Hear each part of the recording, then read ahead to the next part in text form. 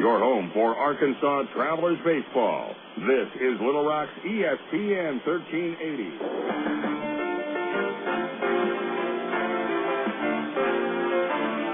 It's time for Arkansas Travelers baseball.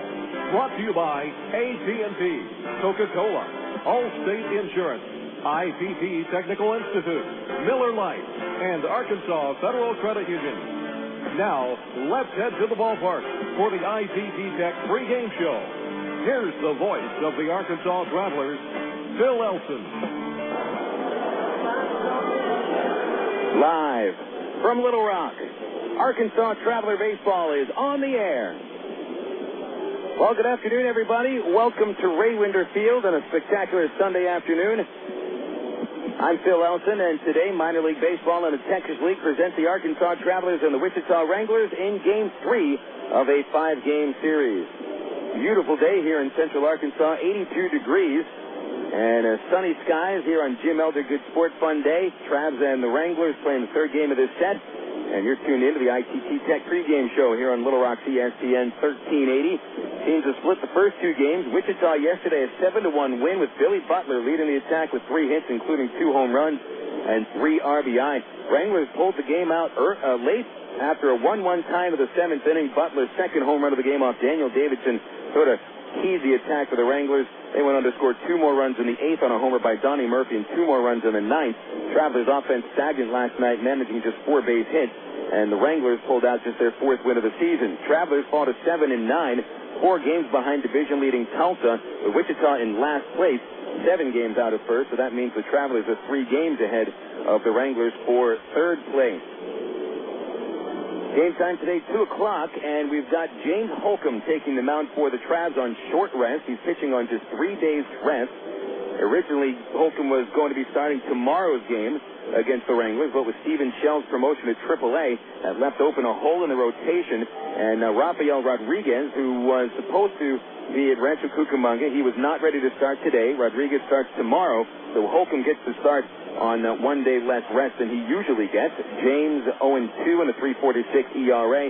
It does, I guess it is worth mentioning the Travelers starting pitching has really struggled recently. Even though Daniel Davidson pitched well yesterday, no Travelers starting pitcher has picked up a win since 2 Saturdays ago. Meanwhile, it'll be Ryan Snare on the mound for the Wranglers, a left-hander who's gone 2-0 over 3 starts, but he's also allowed an ERA at 8.53. And so the Travs are trying to keep the Wranglers from winning back-to-back games for the first time this season, and Arkansas still trying to get their footing here in their first homestand, where the Travs have dropped 6 of their first 7 games. But still, it is a gorgeous day for baseball, and we hope you come out and join us on Jim Elder Good Sport Fun Day. The Kids Clinic has already taken place. Kids had a great time. AARP members getting in for free with a valid membership card, and don't forget a new promotion on every Sunday. If you just bring your church bulletin to the ballpark, your family gets in for $6 total. Here on the ITT Tech pregame show, we've got plenty coming up next. A reminder that your future can be improved through education, and you can prepare now at ITT Tech in Little Rock. For details, just go online to itt-tech.edu. Next up on the pregame show, checking last night's scores from the Texas League and today's schedule on Little Rock's ESPN 1380. At one time or another, we all want to change the world in which we live, make it a better place. Introducing the new ITT Tech School of Criminal Justice. At ITT Tech, we now teach the fundamentals of the criminal justice system, along with the technology to help respond to and prevent crime. ITT Technical Institute School of Criminal Justice. Education for the future. To find out more, call 1-800-ITT-TECH or visit us on the web. Hey guys, want another beer? Another what? Another beer. I didn't have a beer. Did you have a beer? I don't think so. Yes, you did. These beers right in front of you? Remember you ordered them from me? Where? I mean, I remember eating the wings. Yeah, the wings were good. Are you sure we drank the beer? Look, you guys came in, you ate the wings, you drank the beer. Huh. Whatever. You guys want another round? Of what? Beer. Yeah, that sounds great. You want a beer? I would love a beer. Next time, try the light beer with the taste you won't forget. Great tasting, less filling, Miller Lite. Miller, good call. Miller Brewing Company, Milwaukee, Wisconsin. My mother said, no daughter of mine is driving a truck. I'm an 18-wheeling, double-clutching lady truck driver. There's nothing else I'd rather be doing. BC powder is this trucker's best friend. My day starts at 4 a.m. and ends 12 hours later. Out here on the road, there's a million things that's happening at once. I take BC for stress headache, backache. I just can't pull over when my head's pounding. The reason I take BC is because it's fast and it works. I'm Carolyn from Asheboro, NC, and my pain reliever is BC. Use directed. You're listening to Arkansas Travelers Baseball. Welcome back to the ITT Tech pregame show here at Ray Winder Field. Phil Elson with you as the Travelers get set to take on the Wichita Wranglers in the third game of this 5-game series. Well, the Tulsa Drillers took their share of first place over Springfield yesterday. The Drillers in an afternoon game winning at Hammons Field 9-6. They needed to come back from down by a couple of runs over the last 2 innings, and Tulsa did so. Jordan Zarnicki's 3-run homer in the 8th, and then the Drillers tacked on 2 more runs in the 9th inning to finish it off. Zarnicki's homer, his 5th of the season, tying him with Rico Washington for the league lead. Chris Iannetta and Matt McCree also going deep as the Drillers go to 11-5, dropping Springfield to 10-6. And they'll be battling against each other today. Nighttime action, 6:10 first pitch at Springfield. Juan Murillo, 2-0 record for the Drillers, taking on the Cardinals right-hander Chris Lambert, who is 1-1. In the South Division, San Antonio lost for the 8th consecutive time, losing at Midland 7-2. Vasily Spanos, the star of the game for the Rockhounds, with a 3-for-3 night, including his 3rd home run of the season. Jason Windsor, 7 strong innings, struck out 6, allowed just 6 hits and 1 run, no walk.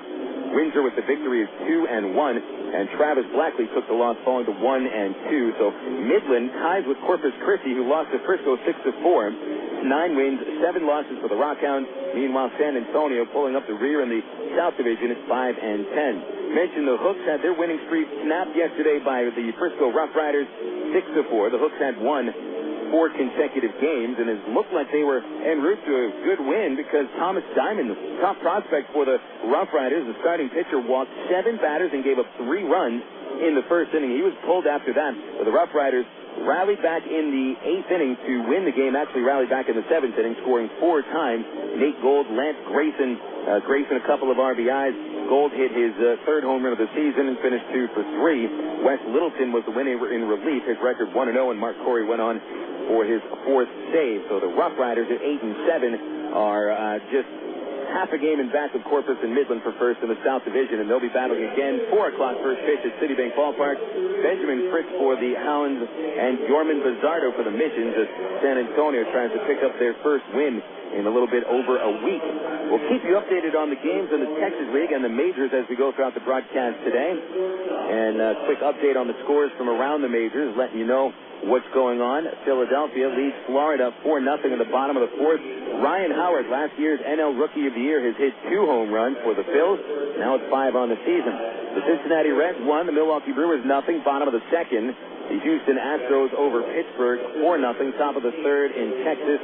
Morgan Ensberg hit his 9th home run. He's now homered in 8 of 9 games. And Craig Biggio tacked on his 3rd. Cubs and Cards, 0-0, bottom of the 2nd. And in the American League right now, it's the Yankees leading the Orioles 4-1 on the 4th. Jason Giambi, 2 homers for the Yanks. Miguel Tejada hit his 4th. David Ortiz, home run number 8, and the Red Sox leading in the 5th inning at Toronto 4-3.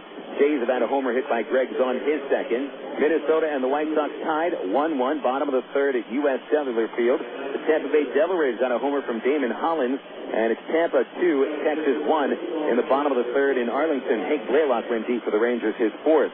Kansas City trying to win their 2nd game in a row after an 11-game downer. It's the Royals over the Indians 3-1 in the bottom of the 2nd.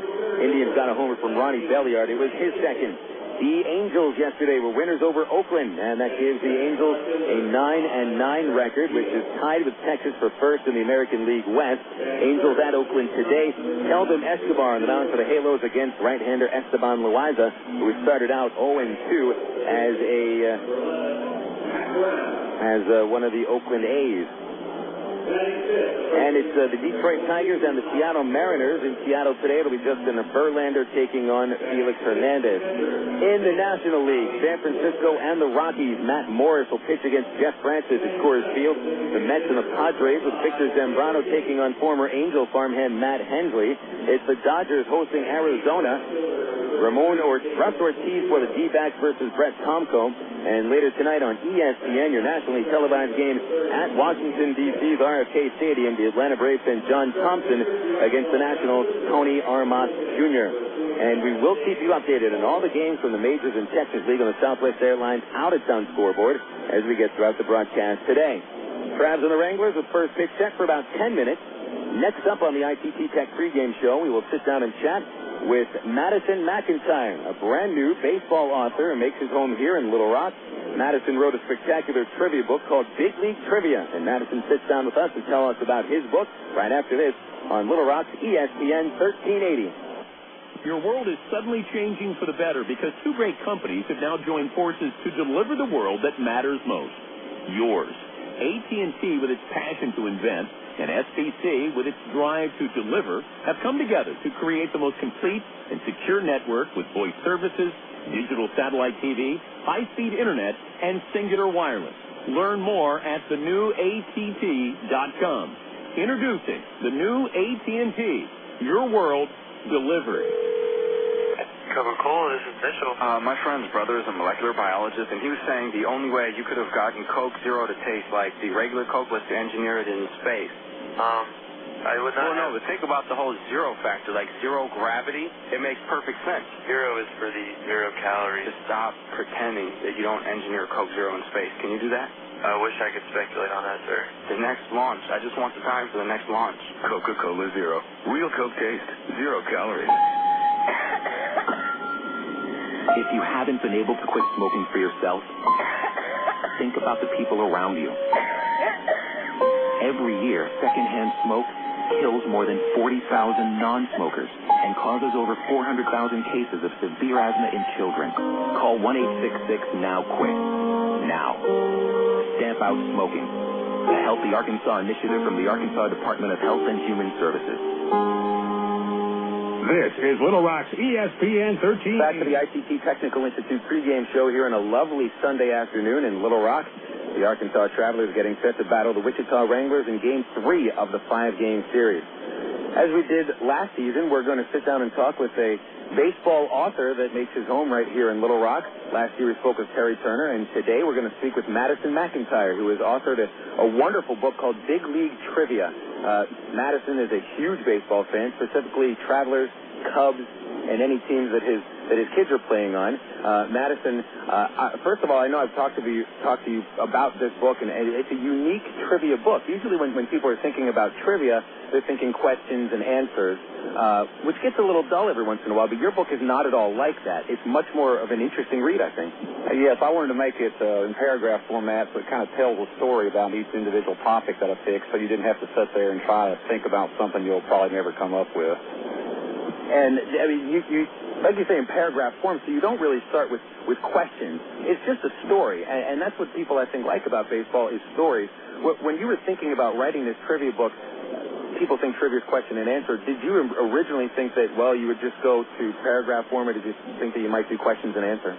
No, I always want to do paragraph form. I have several question and answer type trivia books myself, and it always leaves me wanting more information on how, why, when, who. So I just decided to make mine paragraph form so I can give a lot of detail.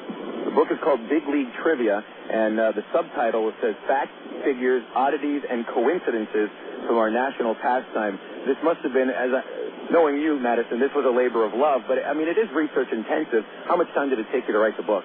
Well, I've literally worked on this off and on for over 10 years, mostly in the winter or in the hot part of the summer when my kids weren't playing ball and stuff, and I would put it away for a few months, and I'd come back and work on it. I just kept a list of things that I wanted to research and add to it as I had time, and I got really serious about 2 years ago about getting it published. And we talked to Terry Turner last year.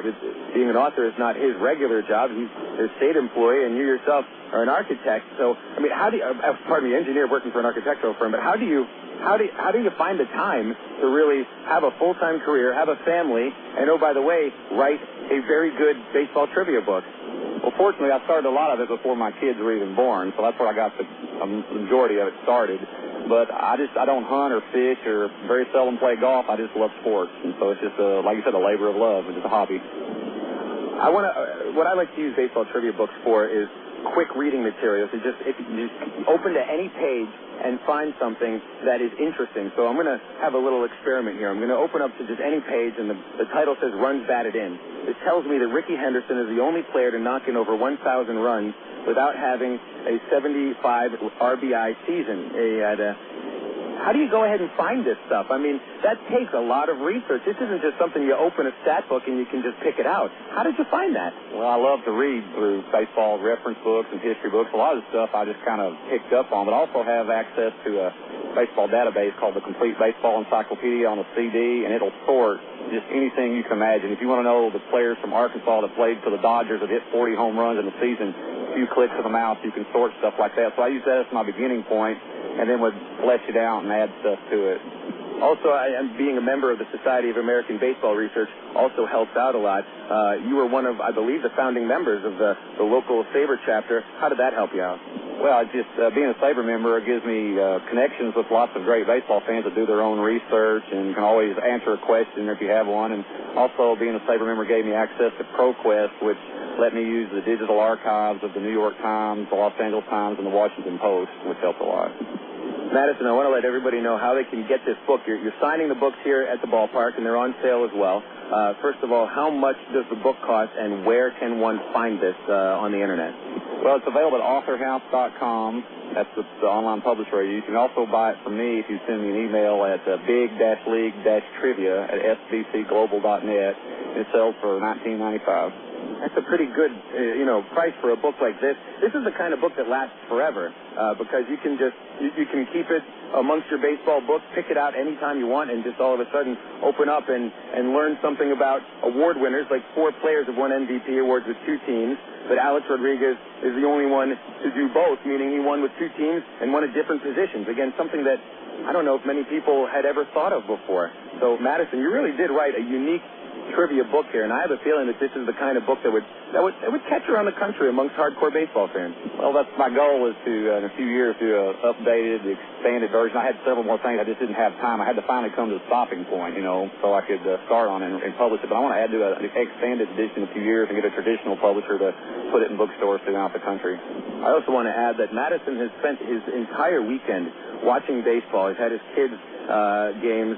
What did you say yesterday? 8:30 to 9:30 at night, and then you're here at Ray Winder Field today? That's true. My daughter played in a 4-game fast pitch tournament. My son played last night, and we had a good time. The American girls won first place in the Bryant Classic Invitational, 8-under fast pitch. So here's a man who's truly dedicated to the game of baseball. Madison McIntyre, thank you for your time, and good luck getting this out. I want to help you out with it, too. It's great. It's a really great book. Thanks for having me on, Phil. It's Big League Trivia. That's the name of the book by Madison McIntyre. He's at Ray Winder Field today signing his books, and again, it's only $19.95. You can get it at authorhouse.com. And Madison McIntyre, thanks again. We'll be right back after this with more on the ITT Tech pregame show here on Little Rock ESPN 1380.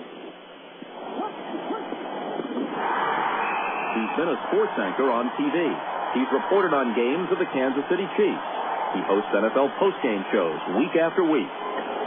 But he still hasn't quit his day job.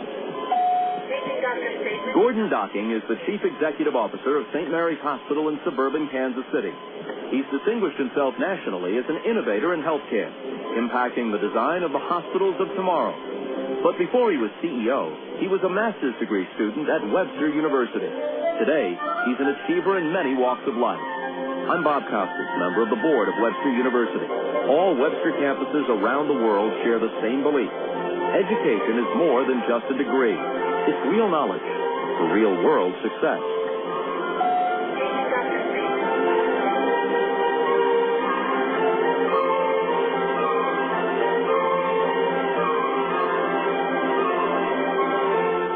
Choose your reward with Arkansas Federal's new Platinum Rewards MasterCard credit card. Cash back, airline miles, or merchandise points, and you'll never pay an annual fee. For a limited time, we'll give you 1,000 rewards points, and you'll get a low 2.9% annual percentage rate on qualifying purchases. For details, call Arkansas Federal Credit Union at 982-1000 or apply online at afcu.org. Arkansas Federal, the official credit union of the Arkansas Travelers. You're listening to Arkansas Travelers Baseball. Let's have a look at the starting lineup. For today's game between the Arkansas Travelers and the Wichita Wranglers, Bill Wilson here with you. We begin with the AA affiliate of the Kansas City Royals. The Wichita Wranglers, managed by Frank White, they have 4 wins and 12 losses and have Ángel Sánchez leading off, playing shortstop. Batting second at second base is Donnie Murphy. Free-hitter Alex Gordon is playing at first base with Billy Butler cleaning up in left field. Mitch Maier batting fifth, the right fielder. In the sixth spot is center fielder Chris Lubanski. Adam Kine batting seventh, playing third base. Designated hitter Kila Ka'aihue hits eighth. Catcher Matt Tupman will bat ninth for the Wranglers. Travs, 7 wins, 9 losses, managed by Tyrone Boykin. And today, Dwayne Bacon leads off, playing center. Aaron Peel batting second, playing left field. Shortstop Brandon Wood hitting the 3-hole with Matt Brown cleaning up at third base. Mike Elwood, the 5th hitter, at first base today. Catcher Bobby Wilson bats 6th. Designated hitter David Gates in the 7th spot with Jason Espedo hitting 8th in right field. And Casey Smith batting 9th at second base. Starting pitchers today, Ryan Snare for the Wranglers, left-hander who's 2-0 and an 8.53 earned run average. And for the Travs, this right-hander James Holcomb, he's 0-2 with a 3.46 ERA. Travs has just taken the field. We owe you one more break, 60 seconds, and we'll come back to the first pitch on a beautiful Sunday afternoon from Raymonder Field. It's Travs baseball on Little Rock, ESPN 1380. In sports, a cheer can be a great way to get your team pumped up. Here at FedEx, we want you to be pumped up about shipping with FedEx Ground, so we thought we'd do a little cheer of our own. Is everyone ready? Then let's get this party started. Ready, let's go! FedEx Ground. FedEx Ground. FedEx Ground. Oh, whose cost-effective shipping is a great way to handle your everyday shipping needs. FedEx Ground.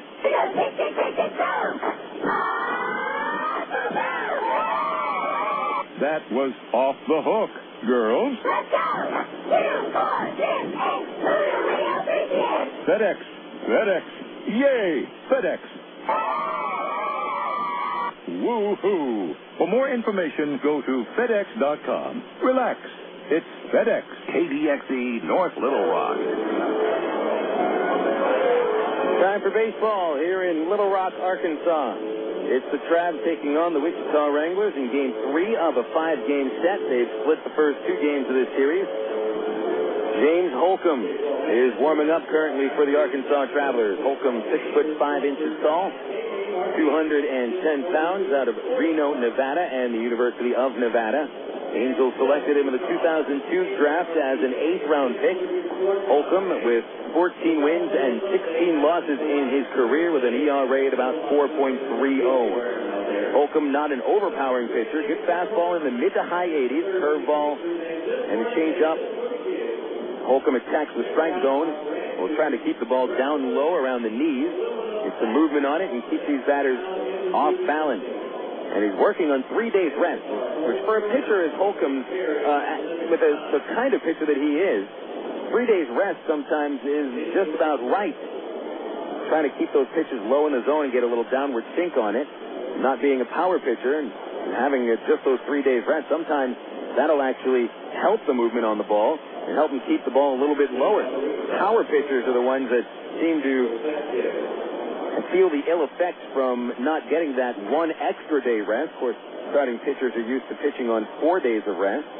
Power pitchers don't rebound very well after only 3, but control pitchers who keep the ball down in the zone, well, they can rebound quite well. And we'll see how James Holcomb does it today.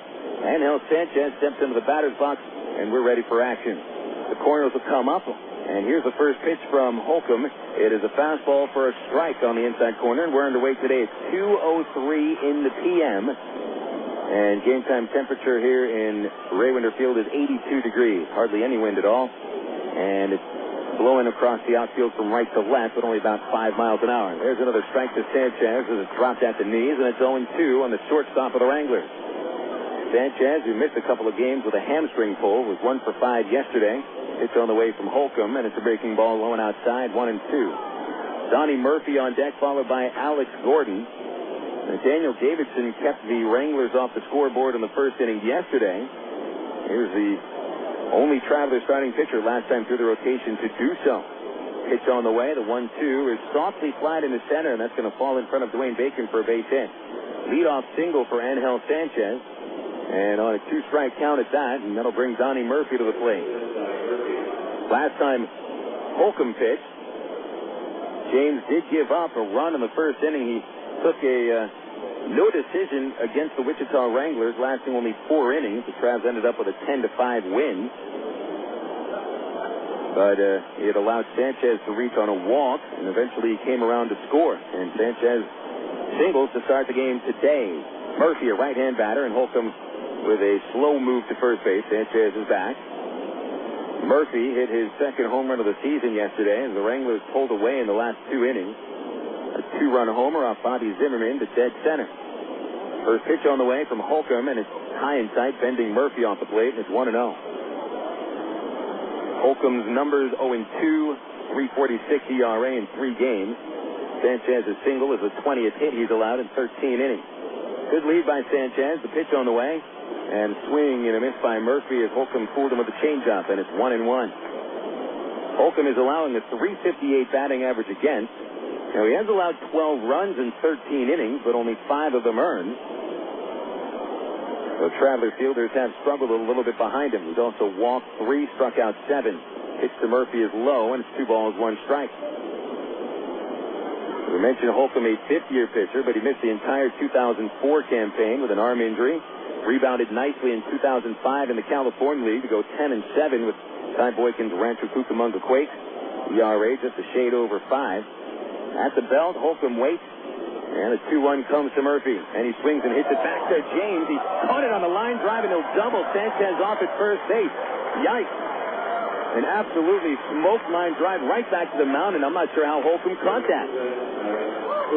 I think if James didn't catch it with a glove, it was going to hit him in the midsection, so he really was just defending himself, and he gets the double play. Goes 1-3. And wow, Holcomb must have a painful left hand right now. That ball was hit right back at him. Alex Gordon, the batter, and the left-hand batter, slices one over the bullpen in left field, foul, strike 1. We've seen a lot of plays recently in the majors where pitchers have been making incredible catches on line drives that are hit at their head. It's amazing what the human mind can do when they know the body's in danger. The 0-1 is a strike on the outside corner, and it's 0-2.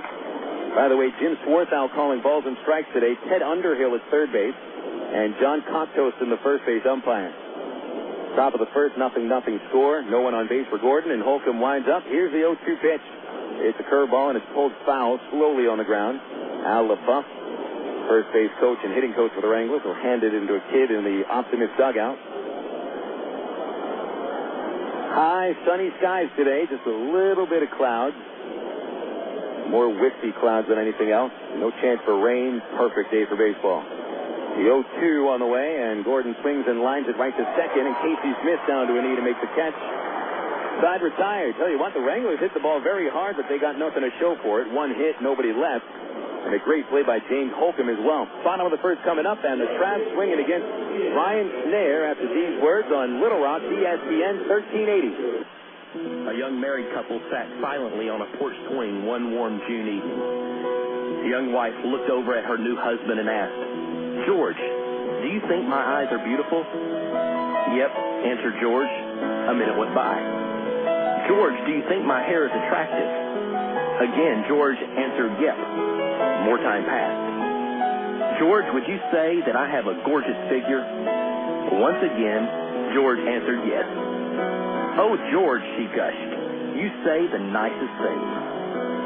I'm Mark Evans, pastor of the Church at Rock Creek. You know, when you're building a marriage, you have to learn how to talk to each other. Think about it. The Church at Rock Creek has 4 weekend services. Worship times are Sunday mornings at 8 a.m., 9:30 a.m., and 11 a.m., and Monday night at 7 p.m.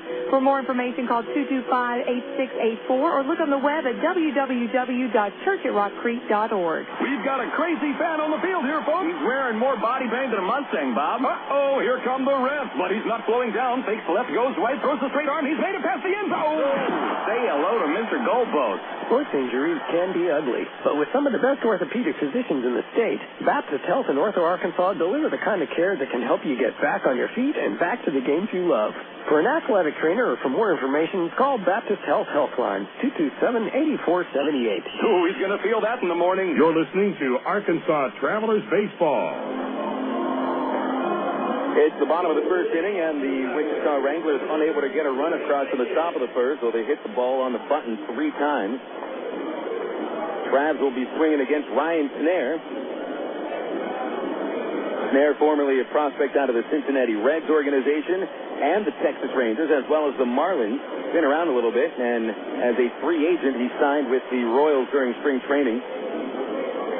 Travelers saw Snare one time last season. He made 9 appearances with Frisco, going 1-1 with an 0.79 ERA. And then the Travelers saw Snare this year on April the 13th. They hit him well, 5 hits, 4 runs, and 5 innings, but the Travelers lost the game 7-6. Snare 6 feet tall from Palm Harbor, Florida, and he delivers a strike on the first pitch to Dwayne Bacon, switch hitter, batting from the right side. Bacon is hitting .226 with 1 home run and 3 runs batted in. Adam Kahn, third baseman's up a little bit. Bacon will take the next pitch under the knees from Snare, and it's 1 ball, 1 strike. Snare is 2-0 with an .853 earned run average. The Wranglers have scored 7 runs for him in all 3 of his starts. The 1-1 is softly grounded to the second baseman Murphy. He bobbles it but recovers and has time to retire Bacon 4-3. So 1 out, and Bacon now 1 for 10 over the series. That'll bring Aaron Keel to the plate. The rest of the numbers on Snare is allowing a .352 batting average, 19 hits in 13 innings. 1 home run, walked 6, struck out 9. But he has won his last 2 starts. Up to the plate, Aaron Keel, the Travs left fielder, was the hero on Friday with a 5-for-6 game. And the first pitch hits him, and Keel just go take his base. Well, he didn't even have much of a chance to get away from that pitch. It just bared right down on his left hip. And Keel takes it like a man, and he's at first base with Brandon Wood coming up. So Snare hits the 3rd batter of the season for him, plus those 6 walks in 13 innings. So not great control numbers this year. Here's Brandon Wood. Wood, the Travs shortstop, struck out 3 times yesterday in an 0-for-4 effort. Right-hand batter. Snare delivers, and it is low with a fastball. 1 ball, no strikes on Brandon Wood. So yesterday's game lowered Wood's average to .318, still with 4 homers to tie Matt Brown for the team lead, and 12 RBIs, ranking 2nd on the Travs. A 1-0 from Snare, and that's down and in ball 2. 2-0. Brown waiting on deck as the Travs look to get ahead here today. The Arkansas Travelers have not scored the first run in a game since early in the series against the Tulsa Driller. The 2-0 pitch to Wood, missed high and outside, ball 3. So the Travs have been playing catch-up baseball for most of the week. And they actually are a pretty good come-from-behind team, but it'd be better to see how they play with the lead. 3-0 to Wood is right down the pipe, and he took all the way for strike 1. 0-0, bottom of the first at Ray Winder. Travs get their first base runner when Aaron Keel is hit by a Ryan Snare pitch. Keel takes a decent lead. Snare sets, kicks, delivers to Wood, and he takes ball 4 high and outside. So Snare, after getting a ground out from Bacon, hits field and walks Wood on 5 pitches. And this will bring Matt Brown up to the plate. Brown, a rare hitless game yesterday. He was 0-for-4. Just the 3rd game of the season that Matt has not collected a base hit. .354 average over 16 games with 4 homers and 11 RBI. And he's got a duck on the pond right now. Keel leading from 2nd and Wood away from 1st. The Wranglers infield will look to turn 2 on Brown. The stretch by Snare. He delivers, and a swing and a miss by Brown at a pitch under his knees, 0-1. Outfield is straight away with Butler playing a little bit towards the alley in left field. Billy Butler in left, Chris Levansky in center, Mitch Maier in right. Adam Kine is the 3rd baseman, Ángel Sánchez at short, Donnie Murphy at 2nd, Kila Ka'aihue at 1st. Matt Tupman behind the dish for the Wranglers, clad with red batting practice jerseys, gray pants. 0-1 to Brown. Check swing. They'll appeal it. He was trying to get out of the way of the pitch. They will appeal to first. And he says he did not go around, so it's 1 ball and 1 strike on Brown. Matt about dug himself a hole to the center of the earth trying to get away from that pitch. He originally started the swing, then realized it was coming towards his knee. And he sort of bent in a very weird manner, still somehow able to keep the bat back. So it's 1-1 on Brown. And Snare getting a good long look at the sign from Tupman, still hanging that left arm down. The pitcher accepts it. That's under the belt, gets a look at Teal. The pitch to Brown is fouled straight back. Had a good swing of the pitch, just a little bit in front. And it's 1-2 on the Traveler third baseman, Matt Brown, with Mike Elward on deck. Travelers very strong from the number 2 through the number 6 slots in the order. That's Aaron Teal, Wood, Brown, Mike Elward, and Bobby Wilson. All of them hitting no lower than 299. Bottom 3 hitters, Gates, Espedo, and Smith, no one hitting higher than 208. So a little bit of an imbalance in the Traveler lineup today. But right in the meat of the order and a chance to take the early lead. Here's the 1-2 to Brown. It's a breaking ball, and it stayed high, and it's 2 balls and 2 strikes. Snare will throw a fastball and put a little sink on it. He'll throw a changeup, breaking ball as well. Seems like he still has yet to get his footing in the early part of the year. No one really all that close to Peel at second base. He takes a decent lead. Here's the 2-2 to Brown. He swings and fouls it over the first base roof. And the count remains 2-2. Travelers yesterday recording only 4 base hits. They had gone into the game with the Texas League's highest team batting average, but the average after yesterday's game fell about 19 points. Of course, a lot of that has to do with how the starting pitching of the opponent, Sung Jun Song, yesterday was very strong. 2-2 on Brown. And there comes home, and Brown takes it outside for ball 3. A full count on Brown with Mike Elward waiting in the wings. Brown has knocked in 11 runs this season. 2 of them on Friday with a pair of doubles. And Matt has knocked in 7 runs in 7 games against Wichita. Here's the 3-2 pitch. The runner's holding. It is ball 4 with a changeup missing low. And Ryan Snare has loaded the bases here in the first inning with a hit batter and 2 walks.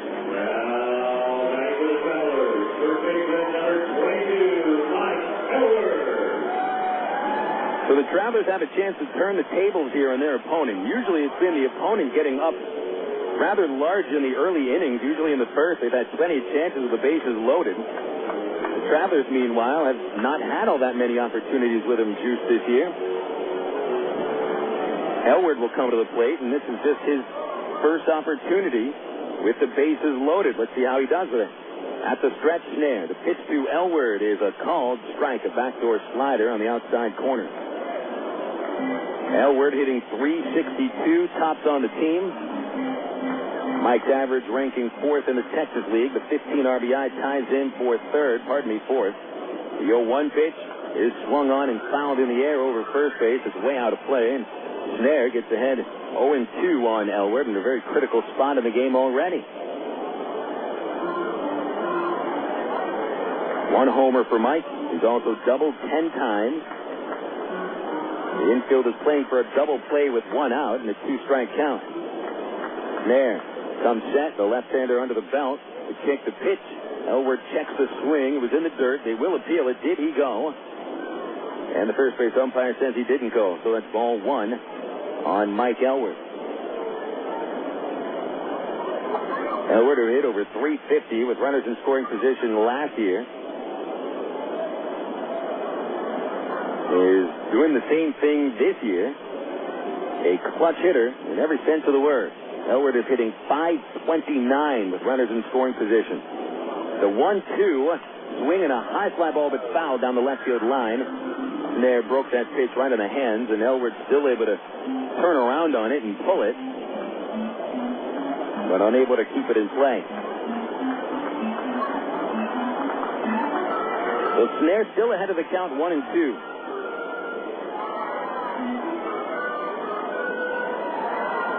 The base runners are Peel at third, Wood at second, Brown off of first.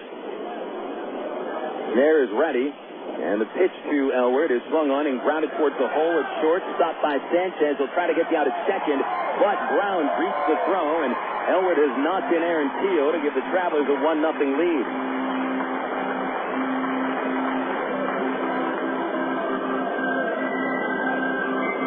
It'll be a base hit for Elward and an RBI single at that on the infield. Nice stop by Sanchez deep into the hole, and while he wasn't able to save Teal from scoring, he might have saved Brandon Wood from scoring. So Elward knocks in his 16th. The bases remain loaded for Bobby Wilson, who's swinging a hot stick at 341.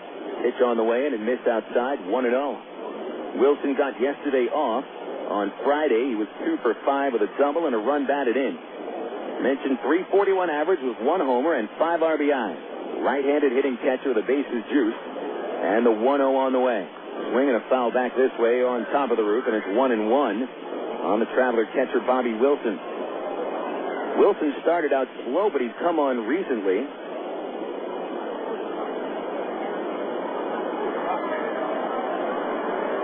Bobby against the Wranglers, hitting .455 with 3 RBI. There comes set. The 1-1 pitch is fouled straight back. Fastball over the outside corner, and Wilson went after it. And the count is 1-2. Plate umpire is going to dust off the plate here. 1-0 Travelers, bottom of the first. And a chance for much, much more. See if the Travs can't get ahead with a big early lead and give Holcomb a little peace of mind as he gets into the second inning. The 1-2 count on Wilson. Snare delivers, and Wilson chops it foul along the third base line. He also took out Brandon Wood. Wood leading off on the foul side of the third base line, and Brandon had to duck underneath that line drive. I think that came about a foot away from hitting the Travelers shortstop on the head.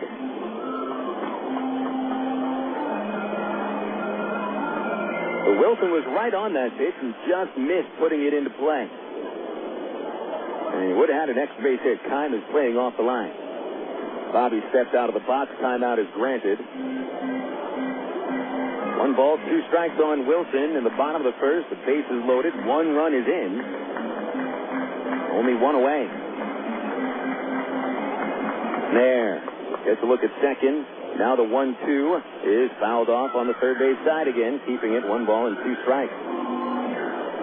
Snare hasn't been his own best friend in this inning. He loaded the bases himself with a hit batter and 2 walks.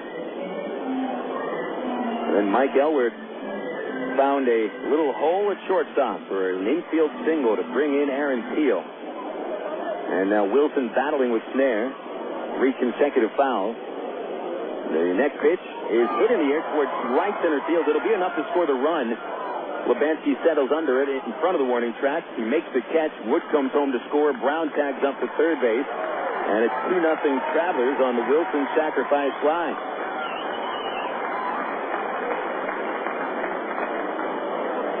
It's what you like to see. You don't have to have 2-run doubles, 3-run triples, or grand slams to have a productive inning. If you load the bases, you have so many different ways to score runs. Infield single, sacrifice fly.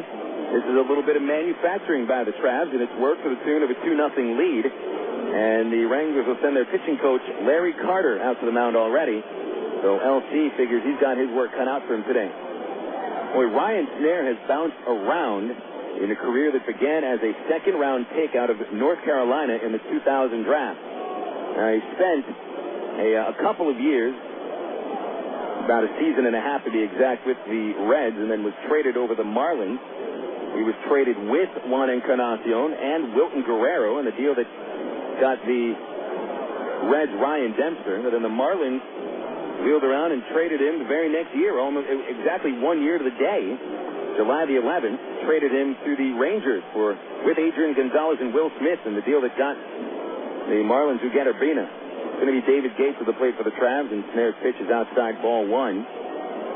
Snare last season pitched for 4 different teams, 2 in the organizations of the Rangers, 2 in the San Diego Padres system. A 1-0 to Gates, And a swing and a miss on a changeup makes it 1-1. Snare made 9 appearances with Frisco, 17 at AAA Oklahoma before he was dropped and picked up by the Padres. 6 games with their AAA affiliate in Portland, Oregon, and 2 in Mobile, Alabama. And here he is in Wichita at the start of the 2006 season. 2-0 Travs. Gates trying for more in the 7th spot, men of the corners, and he fouls the pitch straight back to bring it to 1-2. Gates yesterday collected his first triple of the season, and it turned out to be the last Traveler base hit, came in the 5th. So the Travs went the last 4 innings without picking up even a single. Shortstop very deep. Brown off of third, Elwood from first. 2 runs are in. Snare's pitch on the way to Gates. He swings, hits a high fly shallow into left field foul territory. It's going to go over to the bullpen and land out of play. So the count remains 1-2 on Gators, getting a rare opportunity to start 2 games in a row. This is just the 7th game for Gates to play this year, meaning he has sat out of 9 others.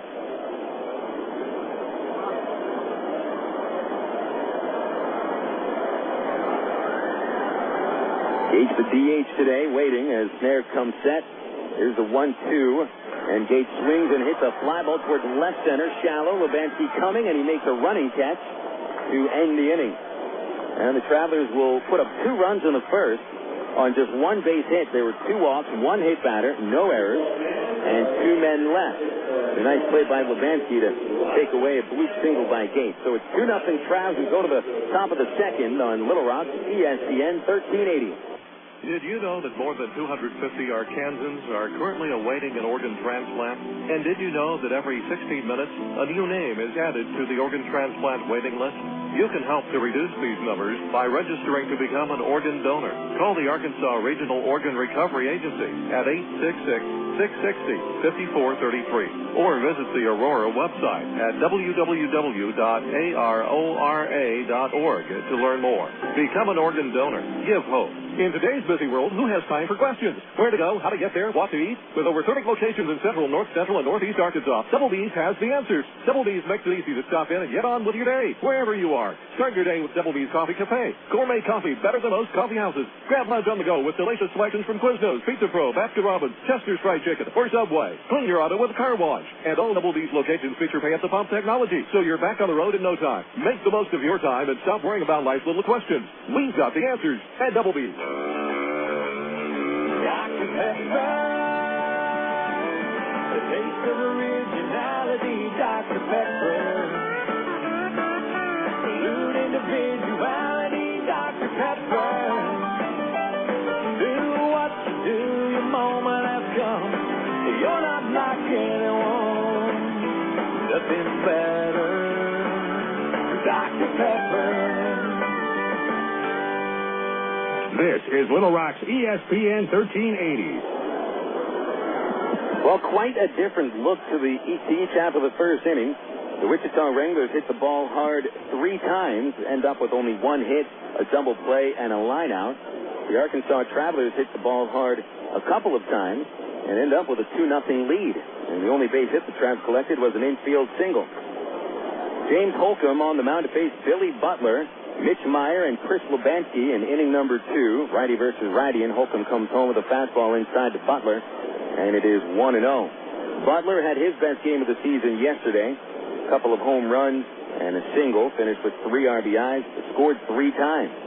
And the 1-0 pitch is popped back this way. That'll get on top of the roof just to the right of the press box, and it's 1-1 on Butler. So Butler, who had hit only 1 home run over the first 15 games of the season, got 2 yesterday, and he has 5 hits and 8 chances over the series with 5 runs scored. But he's leading off the second, and here's Holcomb's 1-1 pitch. A fastball lined the other way by Butler for a base hit. Should be extra bases as it goes towards the corner. Espedo cuts it off. He's unable to put his brakes on quick enough, and Butler coasts into second base with a leadoff 2-base hit. Looks like Espedo slipped a little bit into the corner, but it would have taken a perfect play to keep Butler from reaching second base.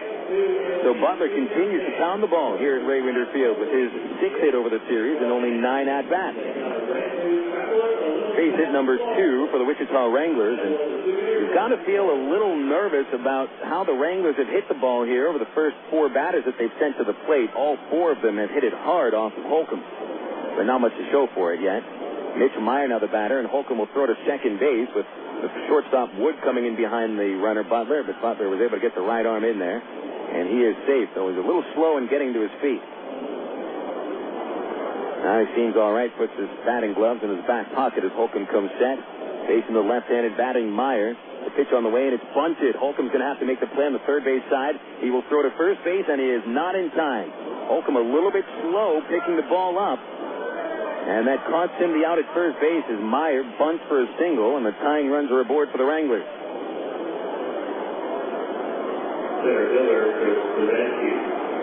Not too much of a margin for error there for the pitcher not to be able to make that play. Now, Holcomb does field his position well, and it looked like he got to the ball in time to get the out, but he was just a little bit slow in getting rid of the baseball, and so Maier, who runs well, collects his third hit of the series, and there's men to the corners for the Wranglers. Nobody out for Chris Lubanski, another left-hander. And Maier's running with the first pitch. It's swung on and grounded to second base. It's enough to score the run.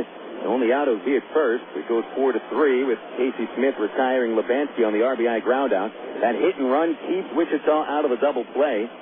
Maier gets into second, and that was a tailor-made double play ground ball. But Frank White had the runner in motion, so he's able to bring the run in and get the tying run into second base at the same time. So it's now 2-1 lead for the Travs, and Adam Keim at the plate. The right-hander versus the right-hander Holcomb. And here's a pitch. It is a strike at the knees, and it's 0-1.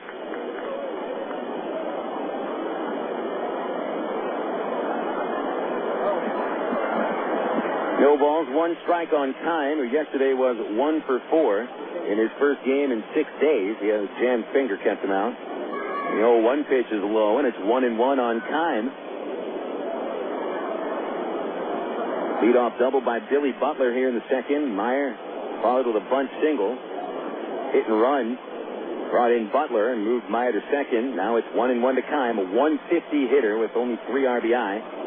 The pitch, the check swing is low. There will not be an appeal, and it's ball 2-1. Kila Ka'aihue is on deck for the Wranglers, the designated hitter. I mentioned Keim yesterday had 1 hit. Came in the 9th inning on a hard ground ball up the middle that Brandon Wood almost fielded. It was originally scored as an error on Wood, but that has been changed.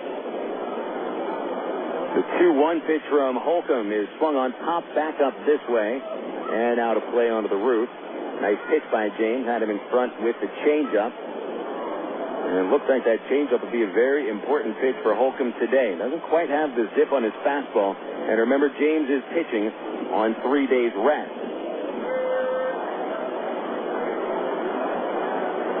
Rafael Rodriguez will make the start tomorrow for the Travs in his Double-A debut. The 2-2 check swing by Keim, and it's a foul ball, dribbling along the first base fence. And still a 2-2 count from Holcomb to Keim. Travs up 2-1 in the top of the second, but the Wranglers threatening to tie the game.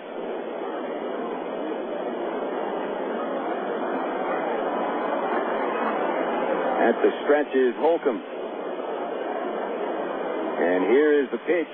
It is swung on and roped to third, caught by Brown, but he's not able to get the out at second base. Maier gets into second, but another great play by a Traveler infielder. Brown had to reach across his body and bring that line drive in. If he didn't catch it, it was going to go all the way to the corner, would have tied the game, and probably would have had Keim at second base. But instead, there's 2 outs.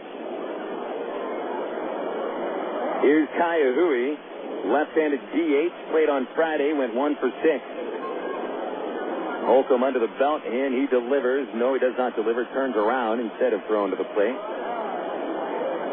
Worried about Maier takes a good lead, and remember, Maier can run. Wood playing behind the runner at second. And the pitch is on the way now to Ka'aihue, and he takes it. It's low. Ball 1. Bobby Wilson stood up with thoughts of throwing to second base to throw behind the runner, but thought better of it.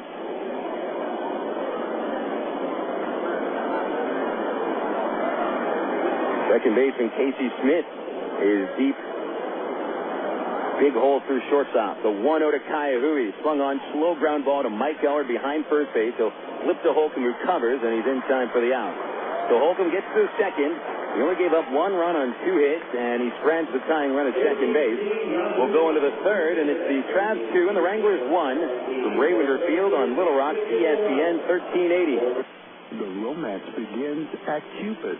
Choose from Central Arkansas's largest selection of apparel and lingerie in every size, style, and color. And don't forget the wide selection of menswear, toys, massage oil, and lotion. It's Cupid's Lingerie and more. 2585 Donaghy Street in the Townsend Plaza, Conway, 65th and Scott Hamilton, and 9700 North Rodney Perelman, Little Rock, plus 3360 Central Avenue in Hot Springs. Just look for the purple neon hearts, and you'll know you're in the right place. Cupid's Lingerie and more. Hey, fans, it's easy to get discount tickets to Travs games all year thanks to Ready Ice.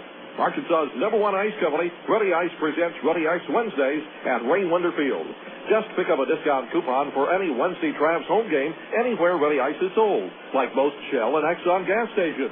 Bring the coupons to the Travs box office for $3 general admission tickets to any Wednesday home game. That's Ready Ice Wednesdays at Wranglers Field all season long. Thanks to Arkansas's #1 ice company, Ready Ice. Emergency hotline, can I help you? Yes, I need help. All right, sir, what's the problem? I can't taste my beer. I feel it in my mouth, but there's no taste. Okay, sir, this is what I want you to do. Put the bottle down and step away from the beer. Okay. Walk straight to the corner store and pick up a 6-pack of Miller Lite. Okay. Don't worry, it's going to be all right. Next time, try the light beer that actually tastes like beer. Great tasting, less filling Miller Lite. Miller. Good call. Miller Brewing Company, Milwaukee, Wisconsin. You're listening to Arkansas Travelers Baseball. Splendid afternoon for baseball here in Central Arkansas. Phil Elson with you on a beautiful Sunday. It is the second Sunday home game of the 2006 season. Travs with just a couple of more home games left over this homestand before getting onto the road.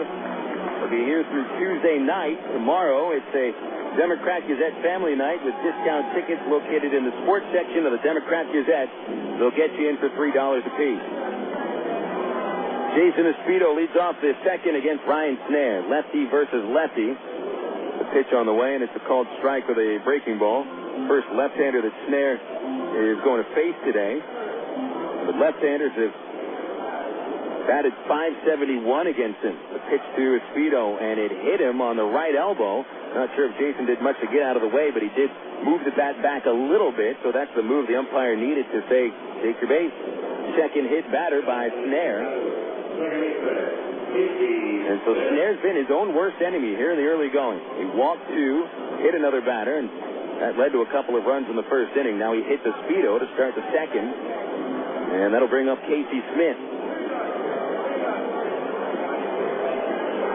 Casey Smith accounted for the only Traveler run yesterday with a solo homer. Pitch on the way, shows bunt, got it down. This will move the runner up. Kime charging, barehanding, throwing on the run. A beautiful play by Kime. I don't know how he made that play, but it is a nice one. Smith was able to get Espedo to second base. It'll go 5-3. Kime charged in and fielded the ball about 10 feet away from the plate. And instead of really throwing sidearm, he more or less submarined the ball while his body was running towards the plate, and he needed to throw to first base, but it was a perfect throw. But a nice sack bunt by Casey Smith to move Insurance into scoring position. And Dwayne Bacon, the batter, and third baseman still comes up. He tries to bunt, but pops it, and it's a little far away from Tupman to make the sliding catch. Nice effort, but it wasn't too high in the air.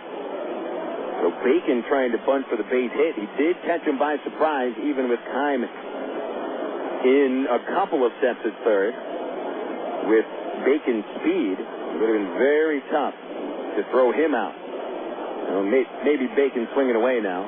But Kime is still playing up. The rest of the infield back. And Espedo leading from second.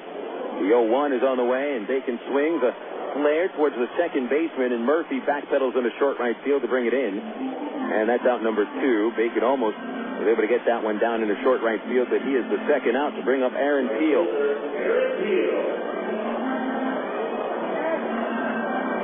So perhaps Aaron Peel can bring in Espedo and extend the current 2-1 lead for the Arkansas Travelers. Peel was hit by a pitch in the first inning and then scored. Aaron has now scored 4 runs in this series. Big room up the middle for him. Pitch on the way, and he takes his low, ball 1. Aaron Peel entered the game hitting .299 with 6 RBI. His 6th run batted in was the game winner on Friday in the 10th inning. Snare's pitch fell into the strike zone, and it's 1-1. Snare goes to a breaking ball quite a bit. Seems to be comfortable with it. And Peel, a little picky at that moment. Here's the 1-1. Check swing. It was low, but he went around, said the plate umpire, Jim Swarthow, and that's strike 2. 1 ball and 2 strikes on Aaron Peel as he attempts to bring in Jason Espedo from second base. Trav's already with 5 base runners over the first 10 batters that they put up there, but only 1 hit, and it was an infield single at that. Snare's 1-2. Peel swings a fly ball towards center. Lubanski drifting into left center to make the catch, and the side retires. So the Travs unable to bring Espedo home. They go with no hits. They strand him. We'll go into the top of the third with the Travelers leading Wichita 2-1. This is Little Rock's ESPN 1380. When good spark plugs go bad, even a drive in the country is in jeopardy. Hey, spark plugs, let's get Captain Knowles and some performance anxiety. I don't understand. This has never happened before. Yeah, whatever. Car's performance letting you down? Who's this guy? Autolite XP Extreme Performance Spark Plug, ma'am. You seem different from the other spark plugs. I have iridium-enhanced fine wire technology for faster ignition and optimum performance. Ooh, that's hot. Autolite, it's time to change your plug. About 3 months ago, I put a new shaft in my driver, and let me tell you, I am hitting the ball 18 yards farther than I have ever hit it in my life. It's the Mitsubishi Rayon Diamante shaft, and it's also won 8 times on the tour this year, including the Masters. For 20 years, Mitsubishi Rayon has built the high-performance shaft in Japan, and now they brought it to America. The Diamante is available in 6 different weights from 53 to 103 grams and multiple flexes. Go to MitsubishiRayonGolf.com, and you too can start hitting the ball farther than you've ever hit it in your life. I guarantee it. It's ironic. They're called answering machines, but they never give you answers. Oh, sure, they tell you so-and-so isn't here right now, but you have no idea where they went or when they'll be back. Of course, with Geico, you won't talk to an answering machine. They have thousands of car insurance specialists standing by, so you always get answers from a real live person. No wondering, no waiting, no irony. Geico's customer satisfaction stands at 97%. How would you rate your car insurance company? Geico. 1-800-947-AUTO. This is Little Rock's ESPN 1380. 2 innings are complete at Ray Winder here on Sunday afternoon, and the Arkansas Travelers lead the Wranglers by a 2-1 score. This is Phil Elton on Little Rock's ESPN 1380. Back at the studios, Brad Hicks. Glad to have you with us today. It'll be a 7:10 first pitch tomorrow, and the ITT Tech pregame shows 6:50 for the 4th game of the series. James Holcomb will throw the first pitch of the inning for a strike to Matt Tupman. Tupman in the number 9 spot in the order. A left-hand batter, followed by Ángel Sánchez and Donnie Murphy. Tupman's a tough out. He's hitting .357. The 0-1 is inside, and it's 1 ball and 1 strike. Good bat control as well. Tupman's walked 10 times and struck out only 3 at-bats. Holcomb's 1-1 is outside, and it's 2 balls and 1 strike. Holcomb set down the last 3 hitters of the second inning after giving up a leadoff double and a bunt single. Still leading by 1 run. Pitch to Tupman, swung on, hit in the air towards center field, and Bacon going back, still going back, reaching out and making the catch for out number 1. The ball was slicing away from Dwayne towards the left field power alley, and Bacon, as I mentioned, he's very fast. Just about everything he gets to, he catches. It looks like it may be a little trouble reading balls off of the bat, and that's tough. In center field, it's different than playing right or left field. Those balls look like they're coming right at you, but they start to slice. It's pretty difficult to get a good read on where the ball is going. Sanchez the batter, and the corners come up. First pitch is over the inside corner with a Holcomb curve, called strike 1. Holcomb allowed a single to Sanchez in the first, and this pitch is grounded back to the mound. Holcomb reaches down and picks it up, throws over to Elwood, and gets out number 2. So now Holcomb has set down 5 in a row, and the last 3 batters haven't hit the ball too hard, although Tupman's fly ball was hit fairly well. A weak ground out by Sanchez, bringing Murphy to the plate. 2-1 Travelers. Murphy hit an absolute screamer right back to the mound in the first inning. Holcomb caught it and doubled off Sanchez. Here's a pitch. Murphy takes it, a called strike, and it's 0-1. We've mentioned a couple of times Murphy has had his chance with the Kansas City Royals last year. He played 32 games with KC, and he started quite a good month there for the Royals. Pitch is low, and it's 1 ball and 1 strike. Murphy, one of the top prospects for the Royals, a .286 career minor league hitter, but he hit .156 with Kansas City last year. Here's a 1-1, and that's in the dirt, the curveball, and it's 2 balls and 1 strike. A couple of former Travelers are struggling in there. Go around in the big leagues these days in their first full season. The 2-1 pitch is on the way, and that is just under the knee. Fastball is close, but it's ball 3-1. Those Travelers are Casey Kochman and Jeff Mathis, who hit very well with the Travs and at AAA, but Kochman is hitting .210. Mathis, .206. Pitch on the way, and Murphy skies it towards dead center, and Bacon coming in a couple of steps, now going back, and he makes the catch. So James Holcomb with his easiest inning of the game, he sets down the Wranglers in order. That'll take us to the bottom of the third, and it's the Travs 2 and the Wichita Wranglers 1 on Little Rock, ESPN 1380.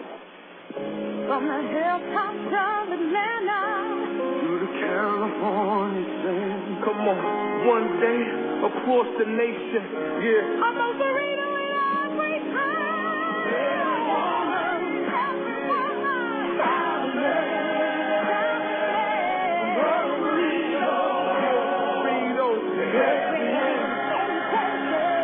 Moe's Burritos, 2834 North Hills Boulevard in North Little Rock by Kroger's at North Hills and McCain. Go your own way with National Car Rental. Take a one-time trip and discover Arkansas. National's great weekend special is just what you need for a trip to the Ozarks. Or get your friends together and rent a minivan to historic Eureka Springs. National offers a wide choice of sizes and styles, from luxury cars to vans and sport utility vehicles. Unlimited mileage rates are available. National Car Rental has 2 convenient locations, Little Rock Airport and North Little Rock at 3919 Clark Avenue. See National Car Rental's ad in the Yellow Pages. Go your own way with National Car Rental. 1, 2. We're at the supermarket checking out shopping lists. Oh, here's mine. Let's see. Milk, cheese, yogurt, ding, ding, ding. Oh, do I win? Well, actually, you probably lose. What? Lose inches. Oh. These studies show that people following a proper reduced calorie diet that included 3 servings of milk, cheese, or yogurt every day had better weight loss results and trimmed more from their waistline than if they just cut calories alone. So eat 3 cool, creamy servings of milk, cheese, or yogurt a day. Wow, I consider that a win. Have you had your 3 today? You're listening to Arkansas Travelers Baseball.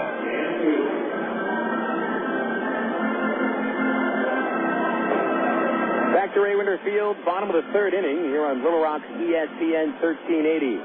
It's the Travs ahead of the Wranglers 2-1. We'll be checking out the scores across the Texas League right now on the Southwest Airlines out-of-town scoreboard. And, we only have one other score to give you.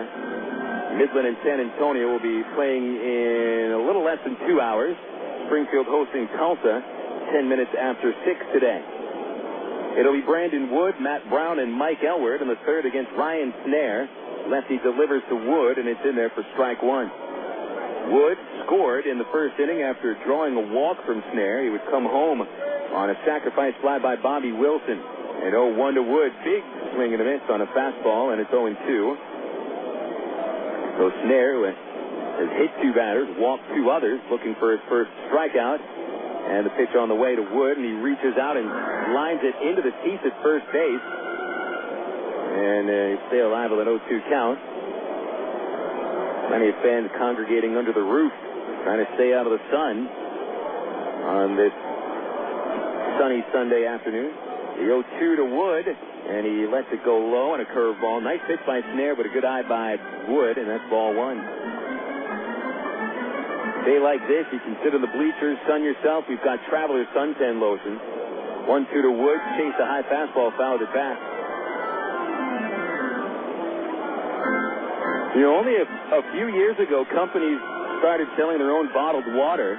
with the company's name on it, but now I guess you can do that with suntan lotion. Traveler suntan lotion, SPF 83.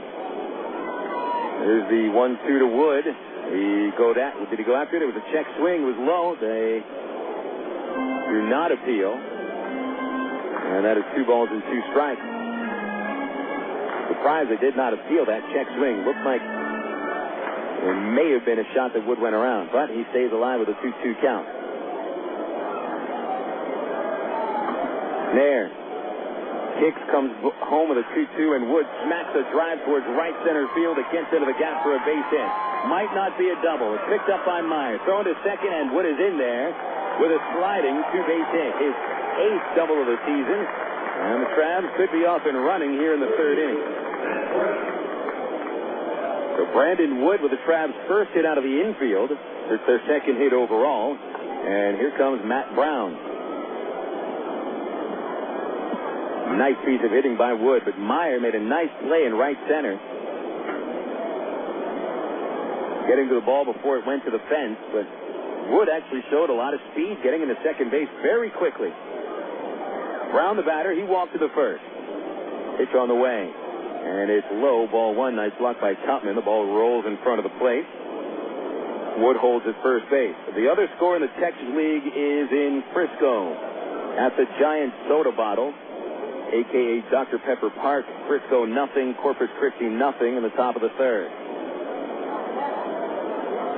It's a 1-0 count on Brown here in the bottom of the 3rd inning, and the Travs trying to extend a 2-1 lead. Brown with 11 RBIs. Snare is ready, and the pitch on the way, and it is fouled off over the first base roof. Strike 1.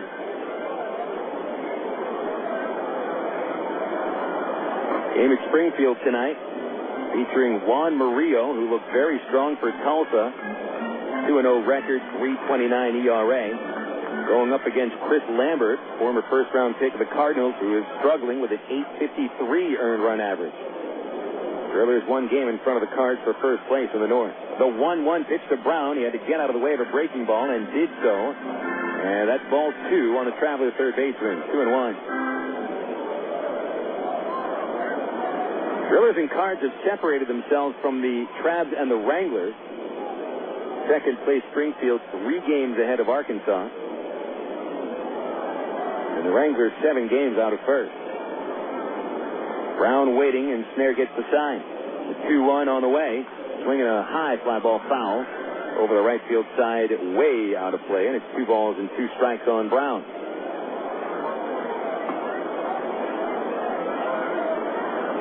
Travs put up 2 runs in the bottom of the first. Infield RBI single by Elwood with the bases loaded, followed by a sac fly from Bobby Wilson.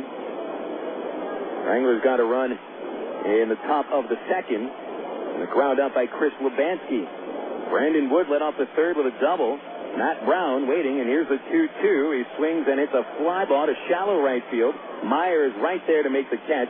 Wood fakes the tag, and it's a good thing. The throw is a good one. Cut off by Sanchez at shortstop. And that is out number 1.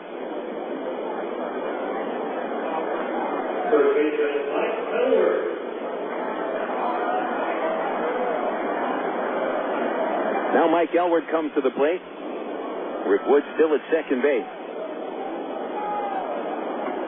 Elwood's RBI single in the first inning gave him 16 RBIs on the young season. Not yet the league leader, but he's creeping up the list. Elwood tied with Maier, Wichita, for 3rd in the league in RBI. Pitch on the way, called strike 1 over the outside corner.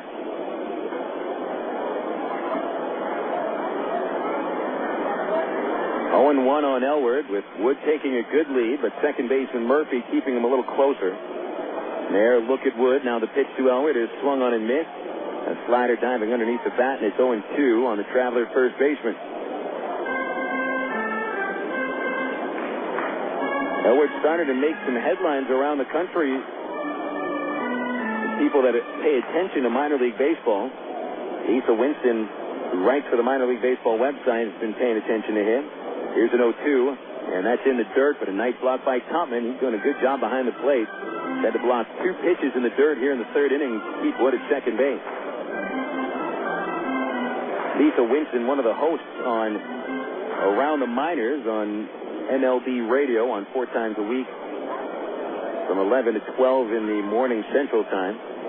Used to be with USA Today's Baseball Weekly, and she's been paying attention to the minors for years and years, asking about Mike Elwood just the other day and wondering when he'll get a shot at AAA.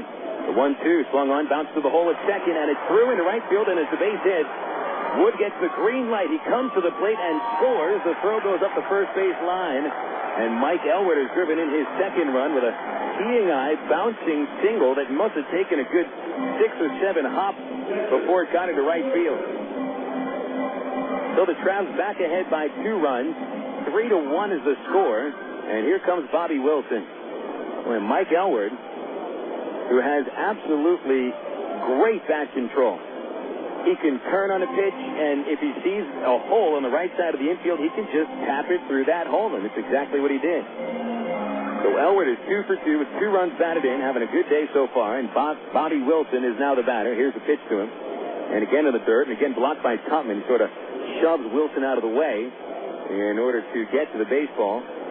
Wilson understands that, being a catcher himself. And Bobby, with a compliment there for Tupman, picking up his catcher's mask and handing it to him. The 1-0 count on Wilson. His sacrifice fly in the first gave him 6 RBIs on the year. And with Elwood at first base, it is a chance for a twin killing. Pitch on the way. Wilson takes it up high, and it's 2 balls, no strikes. A 3-1 Traveler lead, and Ryan Snare not looking all that sharp right now. Although he hasn't walked anybody since the first inning, he has allowed 2 walks, 2 at-batters, 3 hits. The 2-0 to Wilson is slide high towards right center field, falling, a base hit, and it'll be extra bases. Elwood on his way to third, Wilson to second. Boykin gives Elwood the green light. He comes around third. Here comes the throw. He's safe. A double for Bobby Wilson. Scores Mike Elwood all the way from first, and the Travelers now take a 3-run lead. A pretty close play at home. Maier got to the ball in right center field, got it to Donnie Murphy, the second baseman, who threw accurately to the plate, but Elwood slides outside the tag, and he did beat the throw by maybe a half second. So Wilson has driven in 2, so has Elwood, and the Travelers with a 4-1 lead.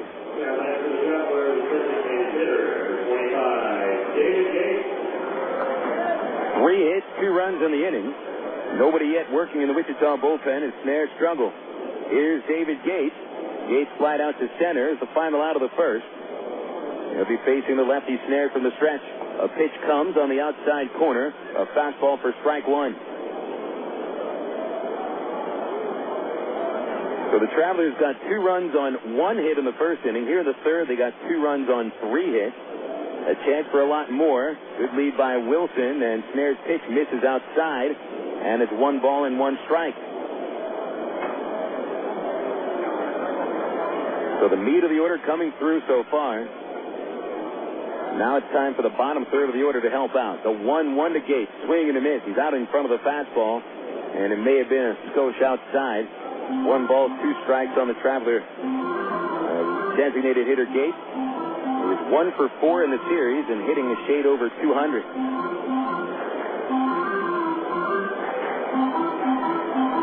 No strikeouts for Snare yet, but he's been to 2 strikes quite a bit. Gates swings and misses at a curveball, and there's the first strikeout of the game for Ryan Snare. Out number 2 in the third inning. And for Snare, that's his 10th strikeout on the season. So Gates is 0 for 2, and now Jason Espedo stands in. Espedo only saw 2 pitches in the second inning. After taking a strike, he was hit by a pitch. And he'd be stranded at second base. Now Espedo trying to drive Wilson in from second base and put the Travs ahead by 4. Here's a first offering, and that's a fastball low for ball 1. Espedo, who is 2 for his last 24, has hit the ball much better than 2 for 24, but he has been about as bad luck of a hitter as has been this year. Pitch on the way, swing and a miss. Swinging from the heels, and the count is 1-1.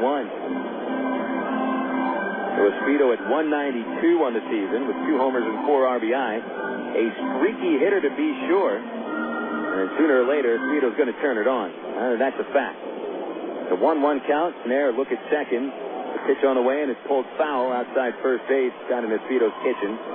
Checks the bat to see if it's splintered. It did not, and he'll keep it at the plate.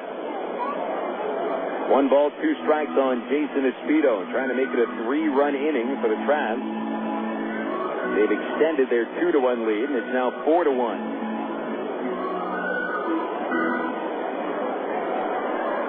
Snare has the sign, and Tupman wants it on the outside end. Here it is, and Espedo hits a high fly ball to dead center, sending Levansky back. Circles around it, comes in now, and makes the catch.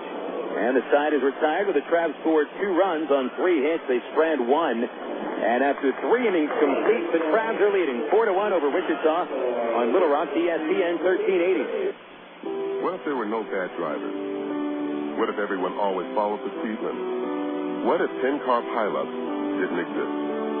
In a world like that, we'd all be better off. It's why Allstate is introducing 2 incentives to drive safely.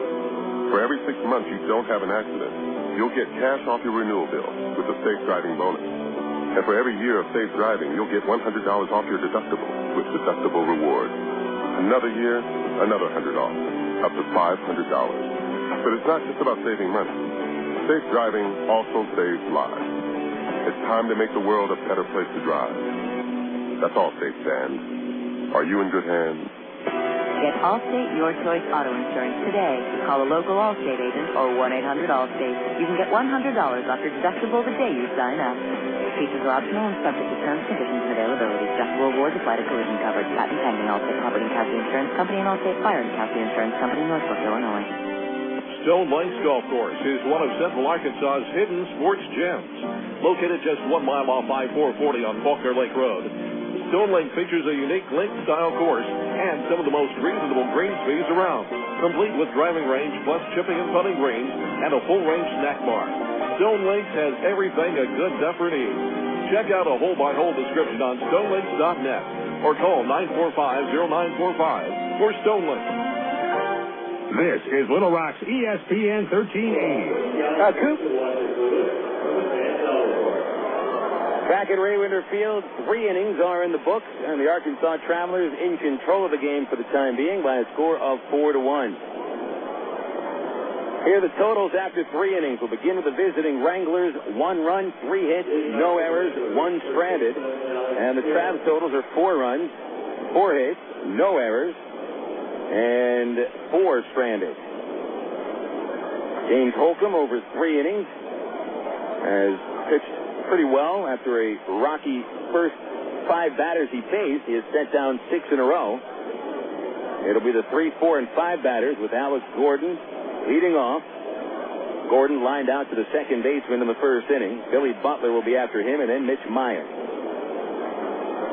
Third baseman Brown gives about 15 feet off the line with Gordon, the left-hander, leading away. Here's the pitch, and it is a little up high, ball 1. Check the Major League scores this inning on the Southwest Airlines out-of-town scoreboard as Holcomb winds up and the pitch is hit over the third base side, slicing away from the left fielder Peel, foul. A little blooper by Gordon that would have fallen in front of Peel, but was on the wrong side of the foul line, and the count moves to 1-1. Philadelphia's Ryan Howard with 2 homers, and the Phillies lead the Marlins 4-2 in the 8th. Cincinnati is now up the lead at Milwaukee to 8-0. And the Brewers have managed only 2 base hits off of Aaron Harang, former Midland pitcher. A 1-1 to Gordon, and he swings and fouls it back, and that's strike 2. 1 ball, 2 strikes. Houston Astros have led over the Pirates since the bottom of the first inning, and they've even extended the lead now. 7-1. Morgan Ensberg and Craig Biggio with homers. It's in the 7th at Houston. The 1-2 to Gordon is low and in, and it's 2 balls, 2 strikes. The Cubs are crushing the Cardinals. 7th inning stretch, 7-0 Chicago. Aramis Ramirez and Jock Jones with homers. 2-2 to Gordon. He struck him out swinging. Got him with a changeup. And that means every fan of the ballpark today receives a free gallon of windshield wiper fluid which certainly comes in handy this time of year. In Pollen Central, you need all the windshield wiper fluid you can stash away. And that's brought to you by Advanced Auto Parts. Billy Butler, the batter, has the first strikeout of the game for Holcomb, starts the inning, and Butler swings and hits a ground ball to Brandon Wood at shortstop. Fields it clean, and the throw to first is good for out number 2. Holcomb is now cruising. He has set down 8 batters in a row ever since Mitch Maier's bunt single in the second inning. Continuing the scores, it's the top of the 4th at Colorado, and the Rockies lead the Giants 1-0. Jeff Francis, Texas League Pitcher of the Year from a couple of years ago, has not allowed a base hit. We'll get to the American League scores in the next inning. Pitch to Maier is at the knees, a called strike, 0-1. Maier's bunt single in the second was his 3rd hit of the series. Maier's hit pretty well against the Travs to the tune of 321 as he grounds one foul outside first base. A very close call there. And they never even saw a call from the first base umpire. But apparently it was foul as Maier just stopped. We mentioned Maier hitting 321 against the Travs, but only 224 overall this season, so hadn't done much hitting against Springfield or Tulsa. It's an 0-2 count, and Holcomb's pitch to the plate is up high, ball 1.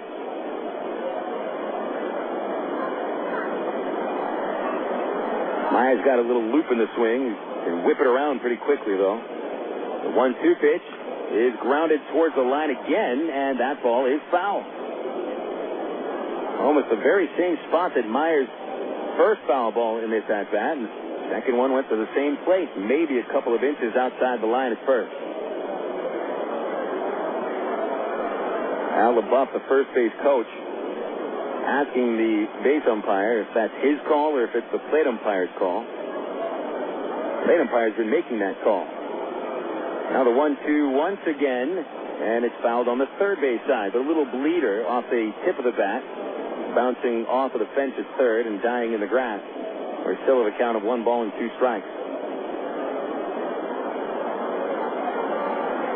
Scene where Maier's been compared to Paul O'Neill as an outfielder with a quick left-handed swing with a very strong arm and decent power potential. Here's the 1-2 from Holcomb, and he struck him out swinging with a tailing fastball that dove underneath the bat. So Holcomb, with his strongest inning, 2 strikeouts and a perfect 4th.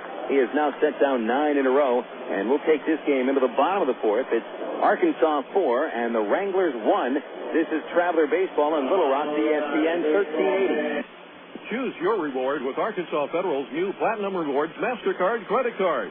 Cash back, airline miles, or merchandise points, and you'll never pay an annual fee. For a limited time, we'll give you 1,000 rewards points, and you'll get a low 2.9% annual percentage rate on qualifying purchases. For details, call Arkansas Federal Credit Union at 982-1000 or apply online at afcu.org. Arkansas Federal, the official credit union of the Arkansas Travelers. Coca-Cola, this is Mitchell. My friend's brother is a molecular biologist, and he was saying the only way you could have gotten Coke Zero to taste like the regular Coke was to engineer it in space.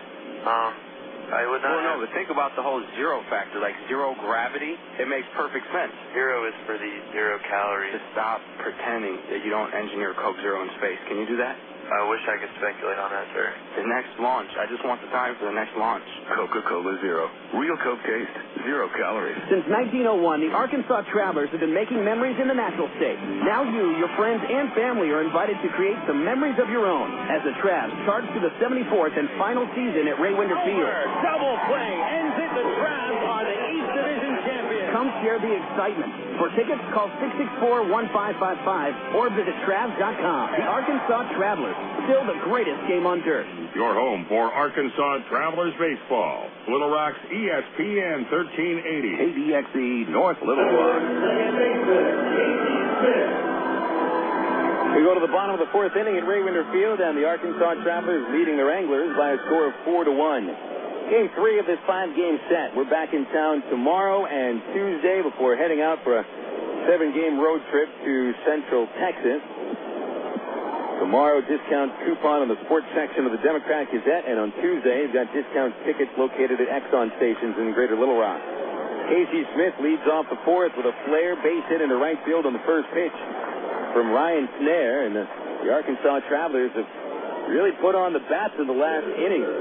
Snare, since the start of the third, has faced 7 hitters and allowed 4 base hits. For Casey Smith, he had a sac bunt on the second, now a base hit, gives him a perfect game so far.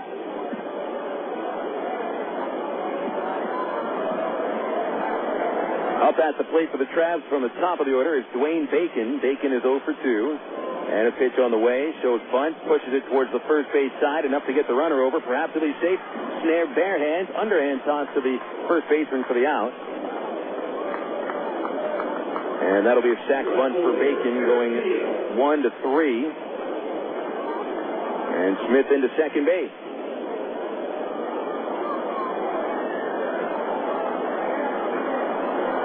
So 1 away. Now Aaron Teal and Brandon Wood will have an opportunity to put the Travs ahead by 4. Teal first was hit by a pitch and flied out so far. A pitch on the way from Snare, and it's very high, 1-0. Checking the American League scores, the Yankees about to finish off Baltimore. 1 out on the top of the ninth. New York 7, Baltimore 1. Randy Johnson a fine start, and Jason Giambi hit 2 homers. Pitch to Peel is low and in for ball 2. The Boston Red Sox ahead of Toronto. Top 9, Sox 6, Jays 3. Big Papi hit his 8th home run. Greg Zahn hit his 2nd. Peel has a hitter's count on 2-0. Snare's pitch, swing and a miss, a changeup, and it's 2 balls, 1 strike. The White Sox have had 4 home runs hit. Brian Anderson, Joe Creedy, and 2 by Jose Uribe. Sox over the Twins 7-2 in the 8th. Joe Mauer hit his first home run for the Twins. Snare delivers the 2-1 to Peel, and that's under the knees, ball 3. Texas has hit 4 home runs. Phil Nevin, Mark Teixeira, Hank Blaylock, and Kevin Mensch. And the Rangers lead Tampa Bay 8-3 in the 8th. Kansas City 4, and the Cleveland Indians 1, top of the 7th. Rafael Belliard accounting for the only Cleveland run with a homer. Pitch to Peel, swing and a miss, another changeup. And the count runs full 3-2. Angels in Oakland just underway, and the Angels have already put up a run against Esteban Loaiza in the top of the first inning. And they are still batting with the runners first and 2 out. It's a 3-2 count on Peel, and the payoff on the way, swing and a miss. He struck him out with another changeup. Second strikeout of the game for Snare. And here comes Brandon Wood, finishing the American League scores. Detroit and Seattle just underway in the top of the first inning, 0-0.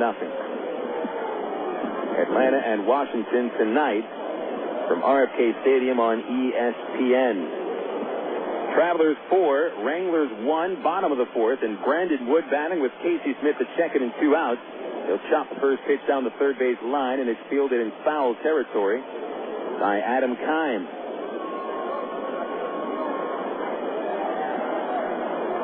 Ball was actually fair until maybe a couple of feet before it got to third base. Wood was convinced it was going foul, and he was only halfway out of the box. 0-1 on Wood, who Snare walked in the first inning, and Wood began the third with a double, and he scored 2 times. Big lead by Smith at second. They leave him alone. The pitch to Wood is up high, and it's 1 ball and 1 strike.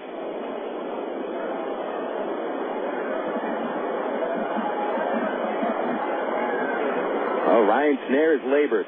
He's labored over the first 3 starts he'd made. The only thing that's given him a 2-0 record is that he has had 7 runs of offense in every game that he's pitched. The 1-1 missed away, and it's 2 balls and 1 strike. Snare's lines in his 3 starts against Tulsa, 2 2/3, 4 runs. Against the Travs, 5 innings, 5 hits, 4 runs.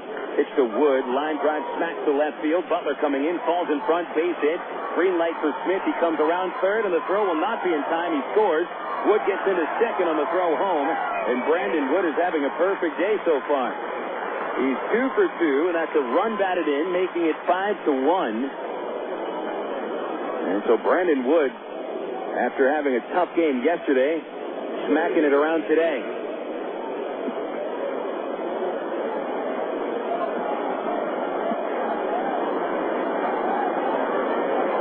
So for Brandon Wood, a walk, a double, and a single.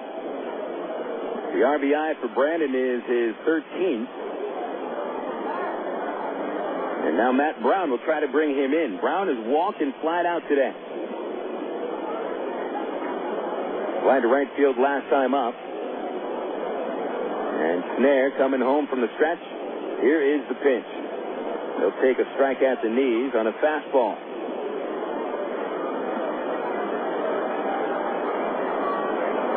Brown now 2 for 10 in the series. He's had Wood at second base, and someone at second base every time he's been to the plate today.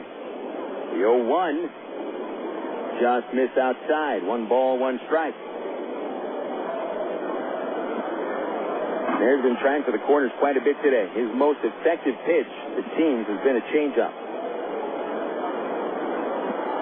They're not very successful with a fastball today. Stretch and a 1-1 pitch now coming to Brown. He swings and hits it high towards center. Going back, Lebansky has room to make the catch to end the inning. And the Travs are done in the 4th.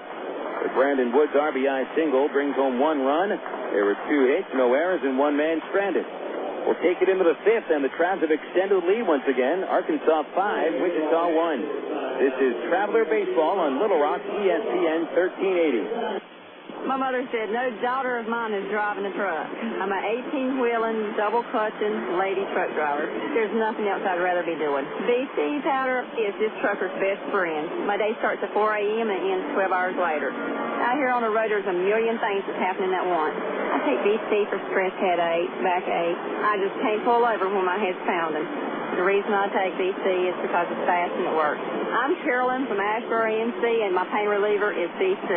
Use direct. AgPro knows your patient. You've had your eye on a certain green and yellow tractor for some time now. But here's a thought. Visit your local John Deere dealer for an innocent test drive. Sit in that yellow seat and feel that rugged quality. Then run the numbers. You may find you've underrated the value of a John Deere and overrated the value of patience. After all, nothing runs like a Deere. Test drive the John Deere of your choice today at AgPro Central Arkansas, 10504 Maumelle Boulevard, North Little Rock. Of all the days of the week, it seems that Mondays are everybody's least favorite day. Well, the Travs and the Arkansas Democrat-Gazette have a reason for baseball fans to look forward to Mondays. That's because Mondays are Democrat-Gazette family night here at the ballpark. You just pick up a copy of Monday's Democrat-Gazette, and you'll find a discount family ticket right there in the sports section. That's right. It's a coupon that admits the whole family for just $2 a person. Hey, Mondays don't sound so bad anymore. You're listening to Arkansas Travelers Baseball. Traveler Baseball moves into the 5th inning here at Raywinter Field on a beautiful sunny Sunday afternoon. Game time temperature was 82 degrees, and it's just the way we like it this time of year. When the Travs played last Sunday in the home opener, game time temperature, well, we'll tell you that in just a second. Leading off is Chris Lebansky, and James Holcomb's first pitch is hit to the gap in left center, but Dwayne Bacon is out there streaking over to make the catch. And on the first pitch of the inning, Holcomb retires the 10th consecutive batter. His game time temperature at our home opener was more like 91 degrees, so there's a 8 degrees difference and made much more comfortable. It's been up to 84 over the last couple of minutes. Winds have died down. Adam Kime is the batter. Pitch on the way. Takes a strike on a Holcomb fastball. Kime hit a screamer in the second. It was destined for the third base line, but Matt Brown made a backhand stab for the out. That was in the second inning. The 0-1 from Holcomb is a slider that stayed a little high and in. It's 1 ball and 1 strike. 10 in a row set down by Holcomb. And the first batter was Lebansky in the second inning on an RBI ground out. 1-1 pitch to Kime is bounced over the mound. Wood has a chance on the big bounce, gloves it in front of second. Fires for out number 2.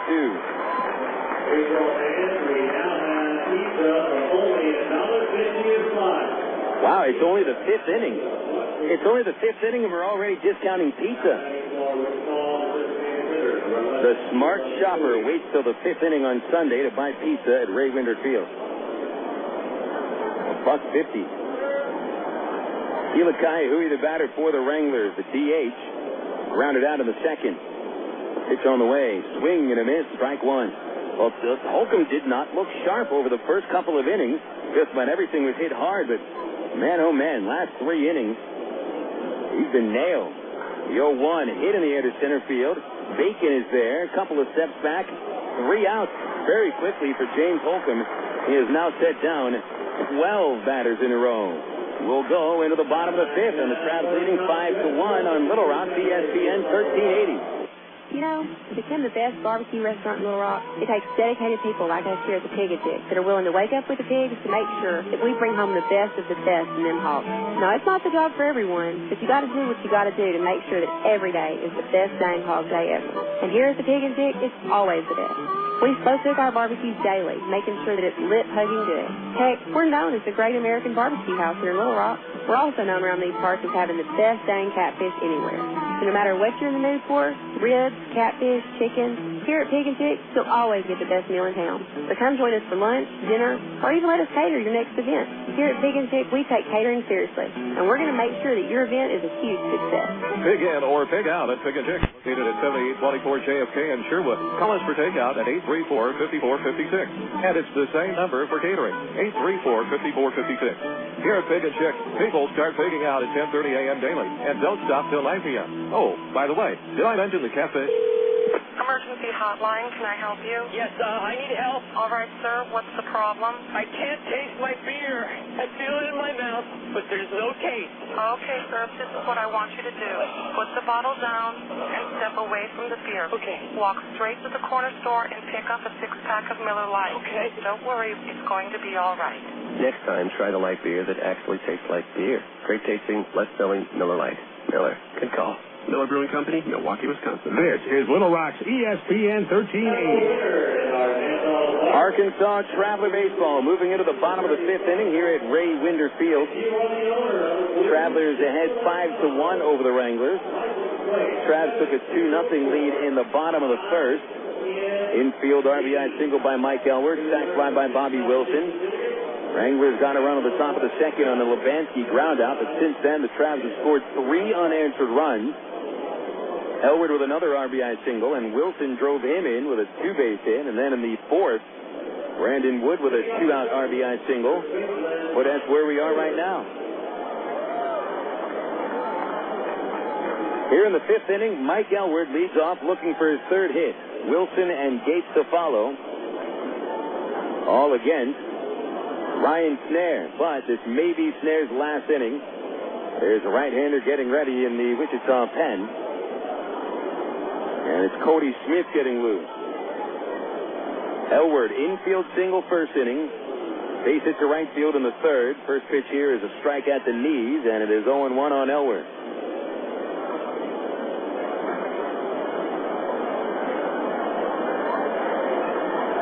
Mike Elward has had 3 3-hit games this season as this pitch is popped back this way and out of play into the seat at first base, and it's 0-2.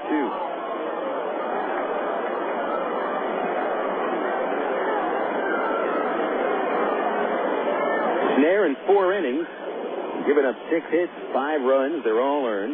He's hit 2 batters, walked another 2, and also struck out 2 men. Hasn't put a batter on himself in the last 2 innings, but 5 hits in the 3rd and the 4th combined. 0-2 on Elward to lead off the 5th inning. Here's Snare's delivery. And a swing and a high fly ball towards the right field corner, not deep. Maier a few steps to the line. He's there, and he makes the catch. And Mike Elward is set down for the first time today. I mentioned about the Travs last 2 games of this homestand, and then it'll be 4 games in San Antonio Wednesday through Saturday, then 3 at Corpus Christi next Sunday through Tuesday. Travs' next off day comes May the 3rd before starting another homestand here, a 7-gamer, 3 versus the Missions and 4 against the Hooks. Bobby Wilson smacked the line drive foul down the left field line. Wilson a sac fly in the 1st inning and an RBI double in the 3rd.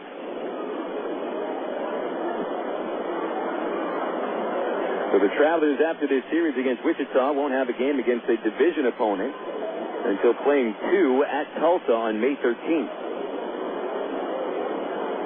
An 0-1 on the way to Wilson. Swing and a pop-up out of play. Foul over the right field side. Strike 2.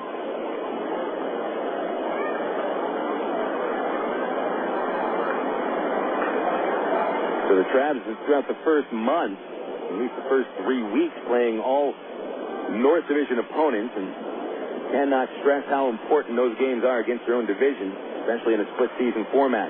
Wilson jammed on the 0-2, rolls to short. Sanchez up with it. Over to first for the out, and that's the second out of the inning.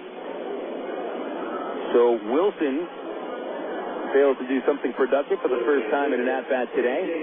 And Ryan Snare, he hadn't set down 2 hitters to start an inning all game. Now it's David Gates up. Gates fly out to center in the first, ending the inning. Strikeout in the third. Both times he's had men on base, but now no one on, and the first pitch hits him on the left shoulder. Toss to the batter side, and Snare has hit 3 Traveler hit batters. So it'll be Jason Espedo up next. He was hit in the second inning. Plate umpire getting a little grief from the Wichita dugout. They didn't think that Gates tried to get out of the way. David stung just a little bit on the left shoulder. He's a very tough guy. He'll be fine. He'll just let that pain subside, and he'll get back on the base. Might not have too much feeling in that left arm. It looked like it hit him on the shoulder. Perhaps it got him on his elbow. So Gates is aboard for Espedo. Espedo, mentioned, hit by a pitch in the second. Flied out in the third, leaving a runner on base. A lefty versus lefty spot, and a pitch taken low, ball 1.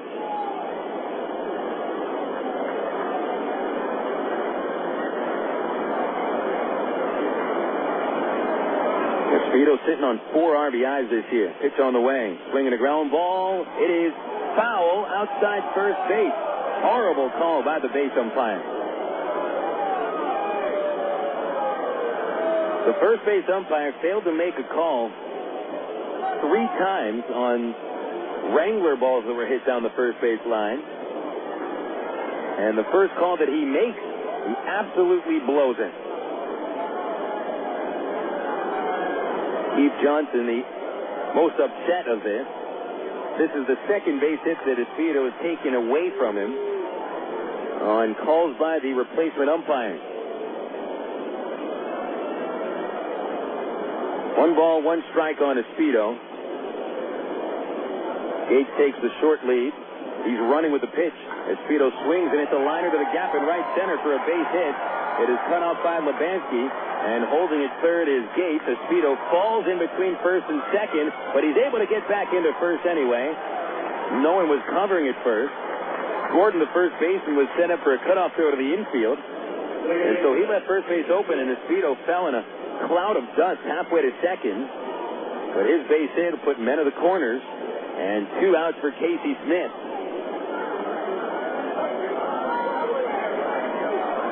Frank White emerges from the Wichita dugout. He's changed his pitcher. He's taking Snare out. Snare only going 4 2/3 innings today.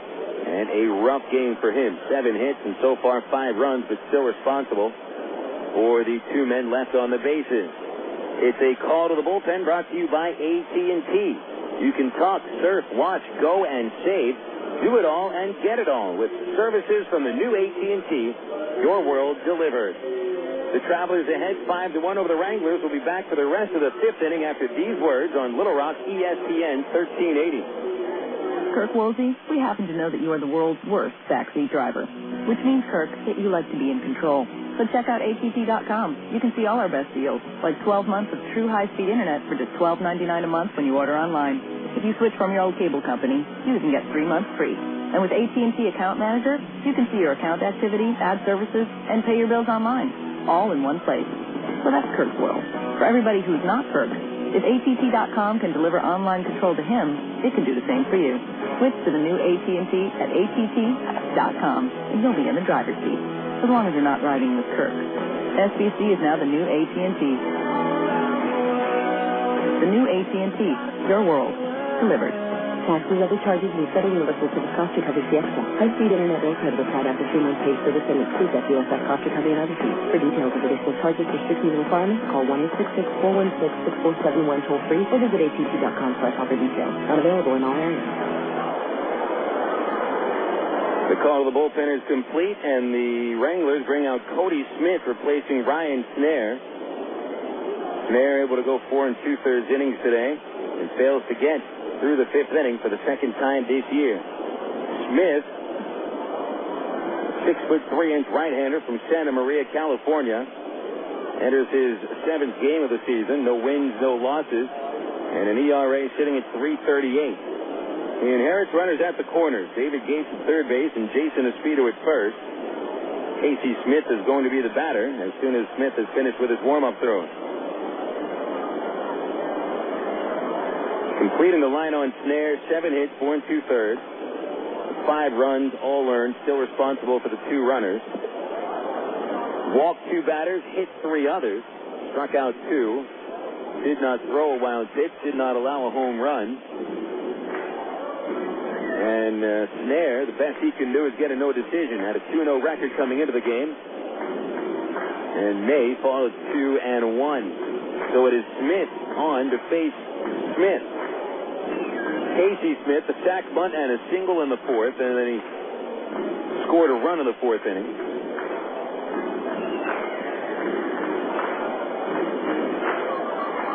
Cody Smith carefully towing the rubber.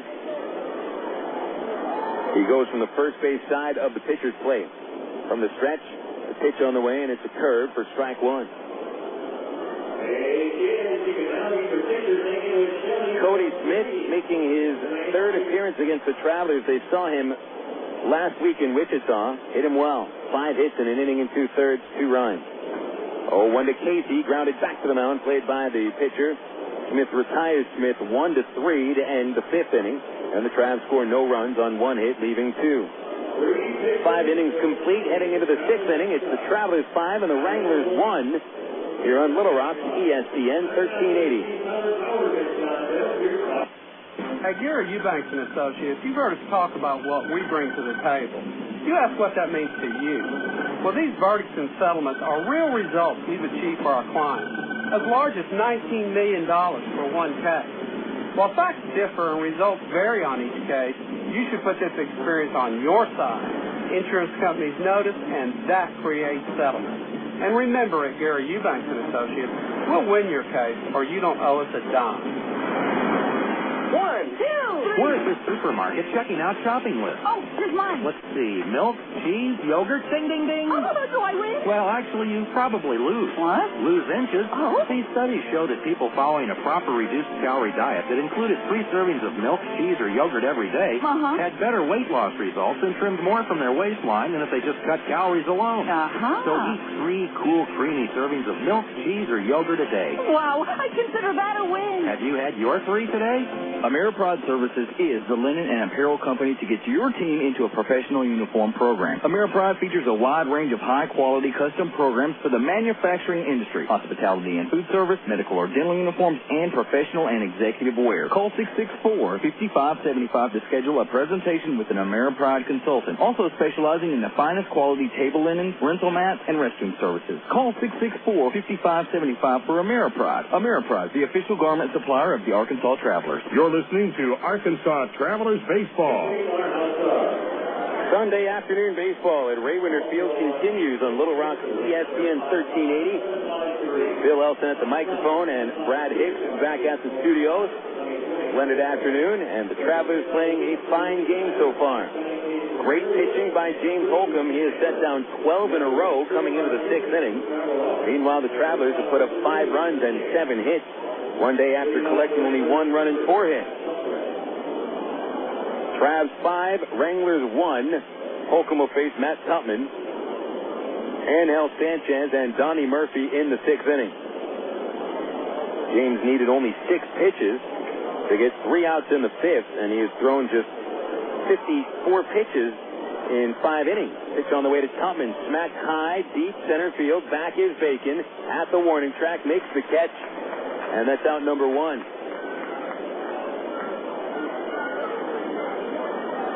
So that's 13 in a row retired by Holcomb. Apparently, he's pretty comfy with 3 days rest. And Ángel Sánchez now up. Boy, for the last 4 batters, I've forced Holcomb to throw just 7 pitches. Here's the first pitch to Sánchez, and that's low, ball 1. Sánchez singled to start the game. Holcomb's only allowed 2 hits since. And Sánchez hit back to the mound of the 3rd. He's 1 for 2. Elwood up at first a little as Sánchez hits a screamer to short. One hop to what he backhand from the knees, goes across to Elwood for the 2nd out. That's 14 in a row retired by Holcomb. Up next is Donnie Murphy. Boy, this is the kind of start the Travelers need. They got a good start yesterday from Daniel Davidson. The only problem was the Travs didn't give him any support. So the bullpen, which had been very much overworked over the previous week and a half, will have a little chance to rest those arms. Pitch on the way to Murphy. And it's a fastball right down the pipe, strike 1. Murphy lined out to the pitcher in the 1st inning to start a double play and then flew out to center in the 3rd. 2 outs, base is empty, and the pitch is hit in the air to shallow left. A broken bat pop-up, and Peel takes just 3 steps in to make the catch, and James Holcomb is now pitched. Ever since the 2 batters in the 2nd inning reached on hits, he has now set down 15 men in a row. That's the equivalent of 5 perfect innings. And that'll take us into the bottom of the 6th inning. It's the Travelers 5 and the Wranglers 1 on Little Rock's ESPN 1380. At one time or another, we all want to change the world in which we live, make it a better place. Introducing the new ITT Tech School of Criminal Justice.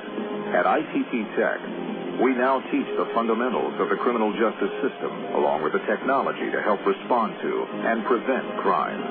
ITT Technical Institute School of Criminal Justice. Education for the future. To find out more, call 1-800-ITT-TECH or visit us on the web. You signaled your turn. You merged without cutting anyone off. You stopped because the light was red. Through rain and sleet, through dark of night, 365 1/4 days a year, you drive safely. Now, Allstate rewards you for being the hero you are. Introducing the Safe Driving Bonus. For every 6 months you don't have an accident, Allstate will give you an extra bonus. Actual cash off your renewal bill. That's on top of any discounts you've already received. It's time to make the world a better place to drive. That's Allstate, Sand. Are you in good hands? Get Allstate Your Choice Auto Insurance today. Call a local Allstate agent or 1-800-ALLSTATE. You can start earning your safe driving bonus the day you sign up. Features optional and subject to terms, conditions, and availability. Patent pending. Allstate Property and Casualty Insurance Company and Allstate Fire and Casualty Insurance Company, Norfolk, Illinois. This is Little Rock's ESPN 1380.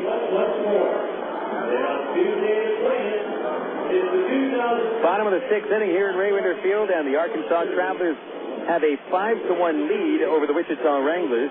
Travs getting a spectacular starting performance from James Holcomb, who has now set down the last 15 batters he's faced. And the Travs gave him a lead in the 1st inning. He's pitched very well with it. It's been a while since the Travelers had an early lead, and they've held it so far. And in the bottom of the 6th inning, you start at the top of the Arkansas order. Dwayne Bacon, Aaron Peel, and Brandon Wood against Cody Smith. Cody, in his 2nd inning of work, will deliver to Bacon, who now bats left-handed. And he takes a fastball over the outside corner, strike 1. Peel is 0 for 2. He dropped down a sac bunt in his last plate appearance. He's grounded out and popped up. Keim is up on the grass at 3rd. And the 0-1 comes to Bacon, and he swings and fouls it over the left field side towards the picnic patio. Out of play, strike 2. The line on Snare is complete. 5 runs in 4 2/3 innings, all earned. And Smith to take it from here. No one working in the Wichita bullpen. And 0-2 on the way to Bacon. And it is low, ball 1. Score out of Frisco, Texas. It's the Rough Riders 1 and the Corpus Christi Hooks 1. Top of the 5th. Midland and San Antonio starting in about 20 minutes. Springfield and Tulsa at 6:10. Here in Little Rock, we're in the bottom of the 6th inning. 5-1 Travs. Pitch to Bacon, popped up. Third base bleachers. Getting just over the top row into the picnic patio. Bleachers today about, third of the way full. Those bleachers do get a little bit hot on a sunny Sunday afternoon, but it's a nice place to sun yourself. Just about everyone in the bleachers has shades on. 1-2 to Bacon. A pop-up again, but this one in play to the second baseman Murphy. Waiting for it to come down. He's got it, and that's out number 1.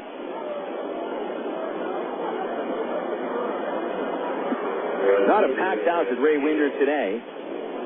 And it does look like people are trying to stay out of the sun as best as possible. The first base stands where most of our fans are located.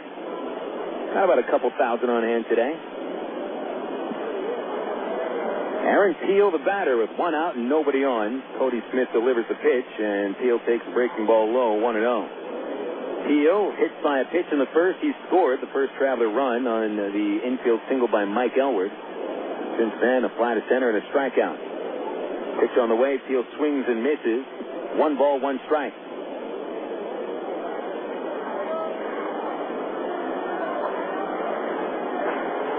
Cody Smith gets the sign, the kick, and the 1-1.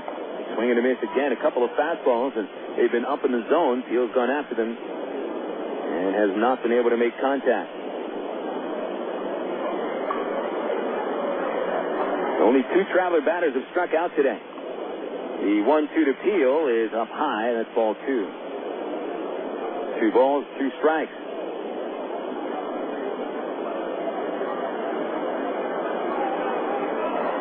Smith back to work. Here's the 2-2 pitch. And the slider is fouled at the plate. And it'll still be 2-2. Rafael Rodriguez is set to make his Double-A debut tomorrow. Hard-throwing right-hander. Got to Little Rock about 8:30 yesterday after coming from Single-A Rancho Cucamonga. 3-0 record, 0.53 ERA with the Quakes. There'll be something to watch him tomorrow. 2-2 to Peel. Swung on, popped up, right side of the infield. Coming in is Murphy, and he's going to take charge. Comes on the grass, makes the catch. And Murphy's handled both outs this inning.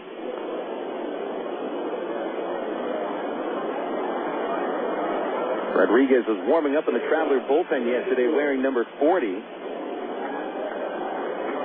And he was available to pitch yesterday if needed, but wasn't needed. He'll be going up against a Double-A veteran of 3 years, Kyle Middleton. Tomorrow night, 7:10 first pitch. Here's Brandon Wood. 2 for 2 with a walk, and he is hit by the first pitch by Cody Smith. Now, the Travs have had 3 batters hit.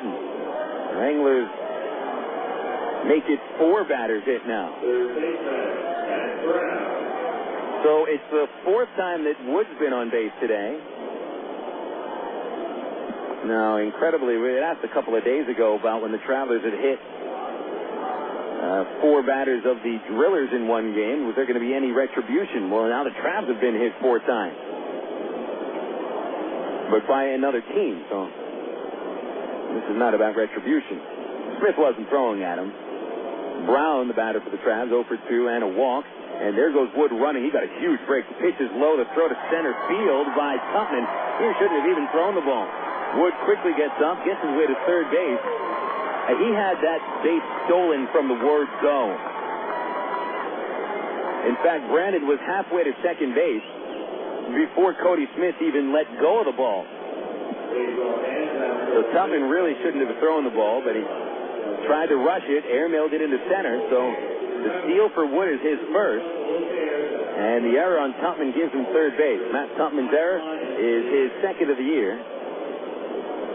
Now a wild pitch for Pat Ball could bring in a run. The count is 1-0 on Matt Brown. And the Travs leading by 4, 5-1. Smith's delivery is right down the pipe, called strike 1. Baseball fans, now the 2-year stand. We have not received word as to when Stephen Shell will make his AAA debut. But Keith Comstock, who was on the broadcast with us yesterday, thought that it would be probably on Friday.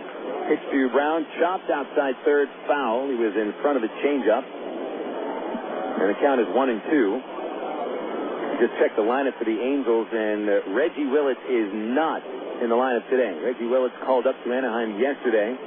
First ever call up to the major league. Juan Rivera put on the disabled list. Reggie was certainly a fan favorite yesterday with his gritty style of baseball.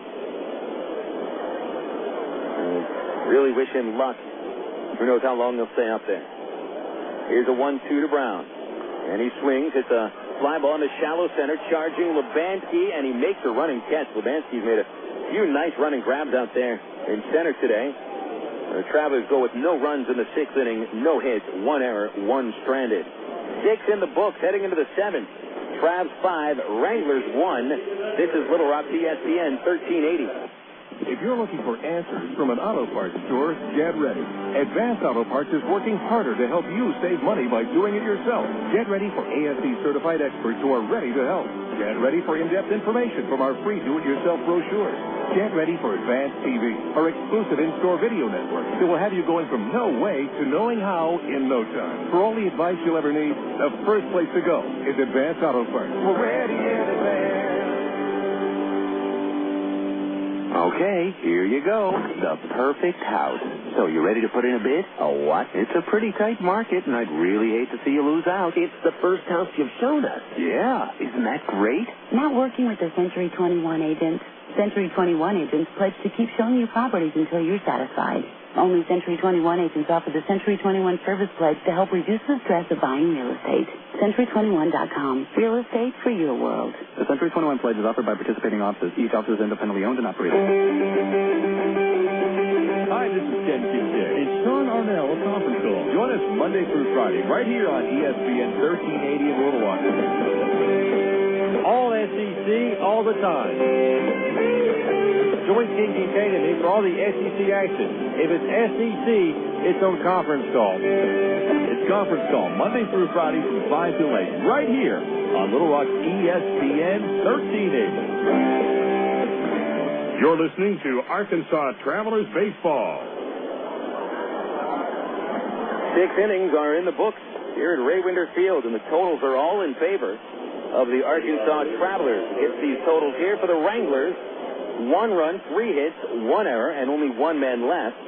Totals for the Travelers are 5 runs on 7 hits, no errors. And the Travelers have stranded a man in every inning, and they've left a total of 8 men on base.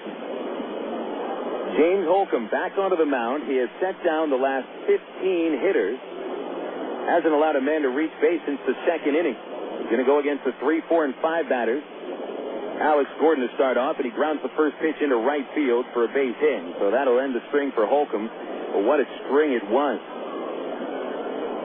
James has thrown only 11 pitches to get the last 6 outs. And he even had Gordon in front of that changeup, but he was able to bounce it into the hole at second for the base hit. That's the 4th hit today for Wichita. There is action in the Traveler bullpen, and it's Aaron Pullen getting ready. And so this will be the last inning for Holcomb. It'll try to get through the 7th. Now it's Billy Butler at the plate. Butler doubled to begin the 2nd inning. He would score the only Wrangler run and then grounded out in the 4th to short. Gordon a lead. Here's the pitch. And high and tight, bending Butler away, 1-0.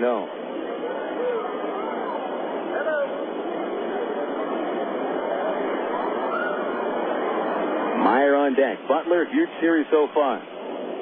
6 for 10, 2 homers, 3 batted in. Holcomb will throw over to first base. Show me toss, getting Gordon back in there. And it's a 1-0 count on Butler with no outs in the 7th. Travelers leading by 4. Holcomb with the ball behind his back, leaning in. Takes a look at Gordon as the stretch comes to the belt. Now the pitch, Gordon running. A swing and a pop-up on the right side into foul territory. Tough play for Elward. He's got the shades down, and he reaches out. Did he catch it? He did not. Dropped it right along the fence. Really tough play here on a Sunday afternoon with no clouds blocking the sun. And plus Elward had to deal with the fence at first base. Came close to catching it, but just out of reach. And Elwood is about as good as it gets in the Texas League. It's going after pop-ups at first base.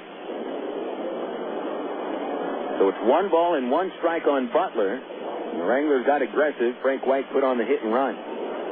Gordon has stolen 5 bases in 5 tries. And Holcomb knows that. He throws over to first again. Gordon dives back. He's safe.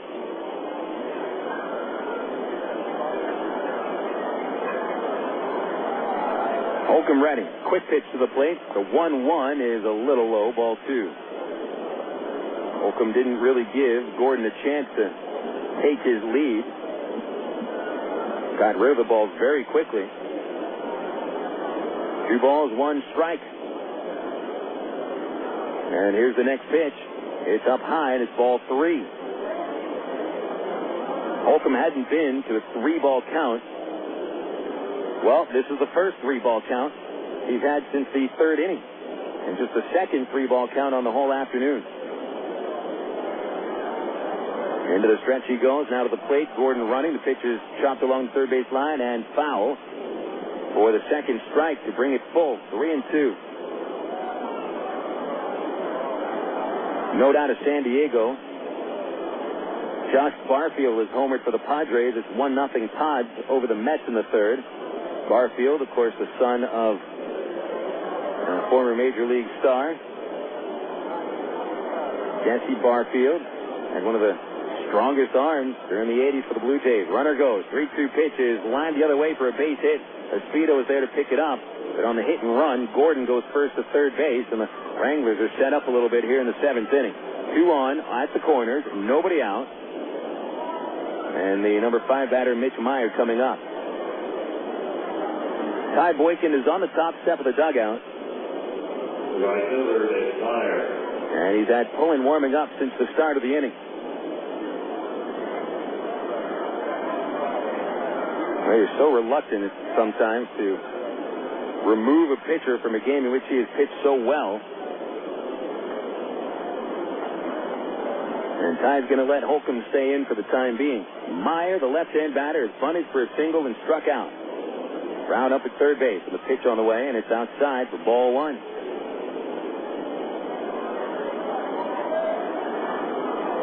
Middle infielders double play depth, and Brown at third base also. He's off the line. First baseman Elwood holding Butler. The outfield straight away. Holcomb ready, and here's the 1-0 to Maier. He swings, hits a high fly ball to left field. Aaron Peel going back, still going back. He'll make the catch, but this will score Gordon from third base to make it a 5-2 score. Holding at first base is Butler. On the first out of the inning, sac fly for Maier gives him his 17th RBI, which is tops on the Wranglers. And ties him with Midland's Danny Putnam for second in the league. But that's a big first out. Now a double play gets you out of the inning. And it doesn't look like Holcomb's going to get a chance. Here comes Boykin out of the dugout. And the Traveler manager has decided to go to Aaron Pullen in the bullpen. So Holcomb, a very strong 6 in the 3rd inning start. He allows only 5 base hits and has the longest string of batters set down for a Traveler pitcher this year. So he'll get a little ovation as he walks off the mound. A great start for James Holcomb on 3 days rest, no less. This call to the bullpen brought to you by AT&T. You can turn a double play with AT&T Yahoo high-speed internet. Make calls and access the net at the same time using only one line, and it's brought to you by the new AT&T. It's Aaron Pullen, and the Travelers leading 5-2. We'll be back after 60 seconds on Little Rock ESPN 1380. This is for Laura. Laura, what's up with those CDs you borrowed from Mariana and never gave back, huh? Listen, if you need music, sign up with the new AT&T. Get digital satellite TV so you can watch concerts, and high-speed internet so you can get the music you want fast. And give Mariana her CDs back. All that, plus local and long distance for under $90. So that's Laura's world. For everybody that's not Laura, if we can deliver options to her, we can deliver the right plan for you, too. Digital satellite TV, high-speed internet, and local and long distance for under $90. Add Singular Wireless and save even more. Call 1-800-PICK-ATT or visit thenewATT.com today. Oh, and Mariana, you're welcome. SBC, now joined with AT&T, proud sponsor of the 2006 U.S. Olympic team. The new AT&T, your world, delivered. Taxes, other charges, and the Federal Universal Service Cost Recovery Fee Extra. For details of additional charges, restrictions, and requirements, call 1-866-270-0397 toll-free or visit att.com/bundle details. Not available in all areas. For the first time today, the Travelers bring a reliever on. James Holcomb, 6 1/3 innings, scattering 5 hits and 2 runs at the moment. No walks, struck out 2. Aaron Pullen has been brought out of the bullpen to replace him. Pullen, the native of Midland, Texas, is a right-hander who stands 6'3", 200 pounds. 25 years old, appearance number 6 on the year. Aaron's pitched well to start the season, limiting opponents to a 172 average, walking 3, striking out 4, and giving up 5 hits in 9 innings. 1 win, no losses for Pullen. He inherits a man at first. That's Billy Butler. And Chris Lebansky is the batter. Lebansky 0 for 2 with a ground out and a fly out plus 1 RBI. A first pitch to him, and it's hit in the air towards right center field. Hit pretty well. Could go all the way. It is off the top of the fence. Picked up by Bacon, fires to the infield. Holding at third is Butler as the throw gets through the infield, but it'll be backed up by Pullen at the third base line. It's a 2-base hit for Lebansky, and the Wranglers now have the tying run coming to the plate. So the very first pitch that Pullen throws ends up as a 2-base hit. And really, for the first time today, the Traveler lead is in jeopardy. Well, at least ever since the second inning. So second and third, 1 away, first base is open. Adam Keim, the batter. Keim lined out to third base back in the second inning and grounded out to the shortstop in the fifth. The infield is about halfway in, just about at the baseline. First pitch to Keim. He checks the swing, but it's called a strike at the knees, and it's 0-1. Keim batting under 150 now with only 3 RBIs on the season. Pullen working from the third base side of the rubber. He takes the sign from Wilson, comes home with the 0-1, and it's high for ball 1. 1 ball, 1 strike. Kila Ka'aihue on deck. He's 0 for 2. None of the bottom 3 hitters in the Wichita order have recorded a base hit. The 1-1 pitch from Pullen is hit in the air towards shallow center field. Dwayne Bacon coming in, still coming in, couldn't get there. Neither could Espedo. It's a base hit, and that'll score Billy Butler. Holding at third base is Lebansky on Adam Keim's RBI single. And now the Traveler lead is 5-3.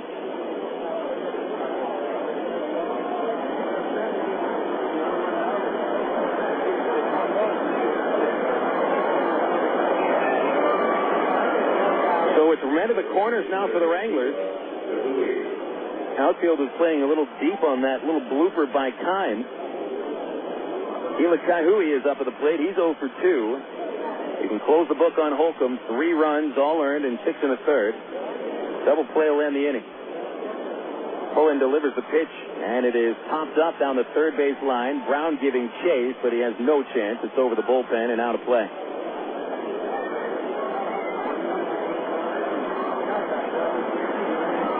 So now it's Aaron Pullen responsible for the base runners. Lebansky, who greeted him with a double, is at third, and then Keim, the RBI single at first.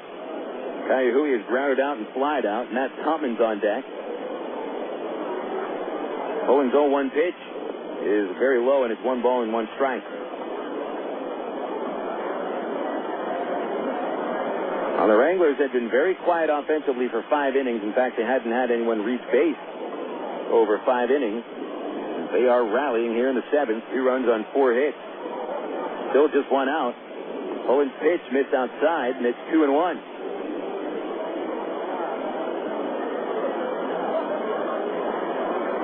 Pullen walks to the backside of the pitcher's mound. Takes a look around, collects his thoughts, walks back up. Gets set. And here's the 2-1 pitch. Strike 2 called over the low outside corner. Nice looking pitch there by Pullen. Pullen is not an overpowering pitcher. He'll get a fastball into the high 80s. Slider could be his best pitch when he keeps it down to the zone, gets a lot of movement straight down. Here's the 2-2. Ka'aihue takes it ball 3 high and outside, and the count runs full.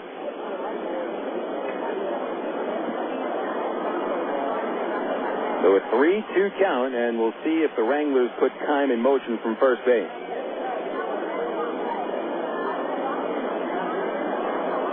Payoff on the way. No, step to third, look at first, the runner's held. Pullen faked me out, certainly. But not the base runner. Decent lead by Kime at first. Lebansky holding at third. There goes Kime running, and the pitch is fouled straight back. And Ka'aihue keeps the count 3-2. Travs 5, Wranglers 3. Each team now with 7 base hits. The only error of the game belongs to the Wranglers. Ka'aihue is 1 for 8 on the series. Pullen is ready. And he'll throw to first base instead, and back in there is Kime.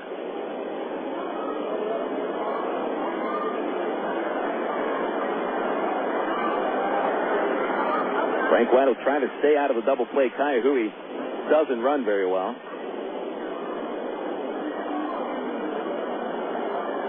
Stretched by Pullen. Pauses, steps off. Pullen is certain that Kime's going to be on the move. He wants to keep him as close as he can, keep the chance of the double play alive, and keep it a 2-run game. Back to the stretch. And now the payoff. Kime runs. The pitch is low, and that'll load the bases. The tying run is now at second. Pullen has faced 3 batters. They've all reached. A double by Lebansky, a single by Kime, a walk to Ka'aihue. And now Matt Tupman coming up. But first, a visit to the mound by pitching coach Ken Patterson.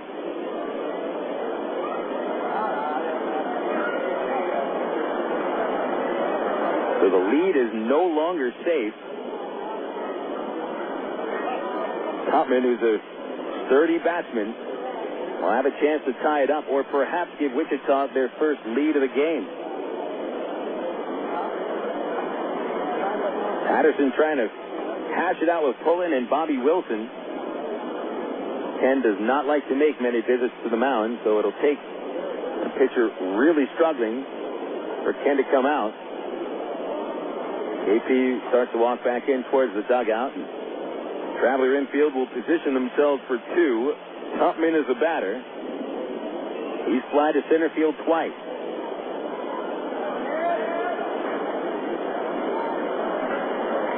From the stretch, Pullen throws it. And the fastball over the inside corner for strike 1. Big first strike there. Tupman had a 3-run bases-loaded double in the first inning on Friday. It was his only chance of the bases loaded this year. Pullen's 0-1 is swung on and roped into right field for a base hit. Lebansky scores. Kime comes around third. Wind up by Espedo in the throw home, not in time, and the lead has evaporated. Just like that, it's a tied score, 5-5. 4 runs are in the 7th inning, and the Wranglers are now set up to take the lead with men at first and second and only 1 out.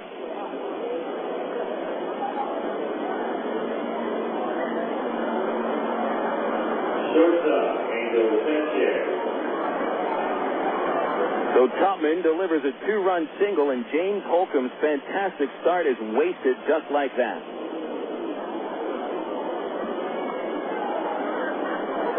That's the 5th base hit of the inning. Pullen's faced 4 batters. They've all reached, and now Bill Edwards is up and warming in the bullpen. Ka'aihue at second, Tupman at first.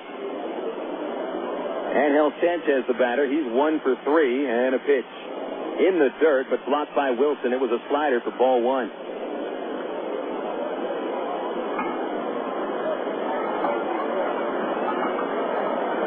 So Pullen's allowed 2 runs of his own. A 1-0 on the way. And that hit the inside corner for strike 1.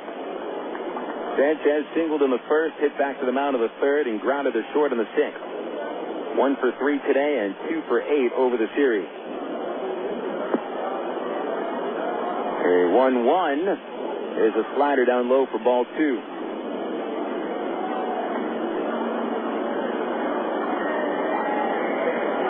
Well, the Wranglers are now out hitting the Travs 8-7. High score, 5-5. Pitch on the way. Swing and a pop-up back this way. No chance for Wilson to make the grab. That hits the chicken wire and rolls down.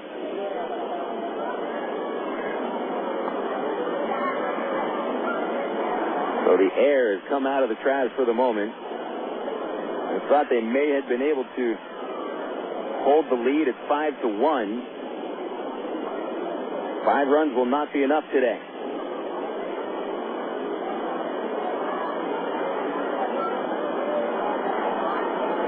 2-2 to Sanchez. Short leads by the runners. Pullen delivers, and it's fouled off again. Sanchez is a good batsman, doesn't strike out much. He'll be content to just foul pitch after pitch. He's only struck out 5 times in 14 games this season.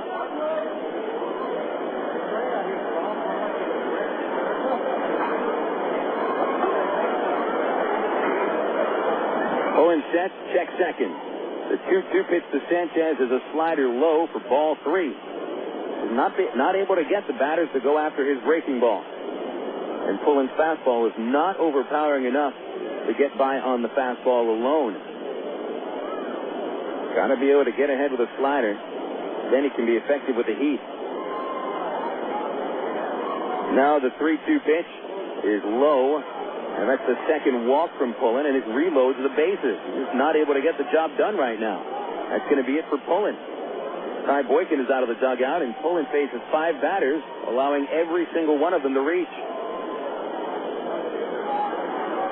So the bullpen implodes here in the 7th inning, translates 5-1 at the start of the inning, and the Wranglers are still at the plate. They're going to bat around. Bill Edwards coming out of the pen, and this call to the bullpen brought to you by AT&T. Talk, surf, watch, go, and save. Do it all and get it all with services from the new AT&T. Your world delivered. Well, now the Travs are back to the corner. Edwards needs to make some spectacular pitches to keep this game tied 5-5. We'll be back after this 60-second break on Little Rock, ESPN 1380. Kirk Woolsey, we happen to know that you are the world's worst backseat driver, which means, Kirk, that you like to be in control. So check out ATT.com. You can see all our best deals, like 12 months of true high-speed internet for just $12.99 a month when you order online. If you switch from your old cable company, you can get 3 months free. And with AT&T Account Manager, you can see your account activity, add services, and pay your bills online, all in one place. So that's Kirk's world. For everybody who's not Kirk, if ATT.com can deliver online control to him, it can do the same for you. Switch to the new AT&T at ATT.com, and you'll be in the driver's seat, as long as you're not riding with Kirk. SBC is now the new AT&T. The new AT&T, your world, delivered. Taxes, other charges, resetting universal service cost recovery fee extra. High-speed internet rate credit applied after 3 months paid service and excludes FUSF cost recovery and other fees. For details of additional charges, restrictions, and requirements, call 1-866-416-6471 toll-free or visit AT&T.com for our proper details. Not available in all areas. You there, Brad? Hey, on. All right, cool. Go. Well, it's the toughest situation for a relief pitcher to come and find himself put right in the middle of. Bill Edwards inherits 3 runners on base and only 1 out to work with in the 7th, as the Wranglers have rallied back to tie the game, scoring 4 times in inning number 7, using 5 hits for the time being and 2 walks. Aaron Pullen, unable to retire a batter, allows 3 hits, 2 walks, so far 2 runs, and responsible for the 3 men on the bases. Donnie Murphy gets this chance against Bill Edwards. 5-5 score, and really just a fly ball now will give the Wranglers their first lead of the game. Edwards, a hard thrower from Memphis, enters his 7th game of the season, allowing an average of 281 and a 208 ERA. Murphy, a right-hander, is 0 for 3, and he goes after a pitch and fouls it at the dirt. Strike 1.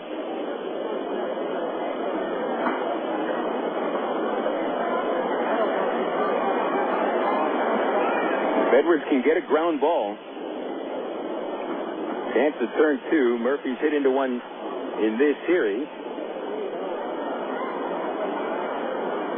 Here's the 0-1 outside. Heavy fastball missing. 1 ball, 1 strike. Wilson had thoughts of firing to first, but Elwood wasn't there.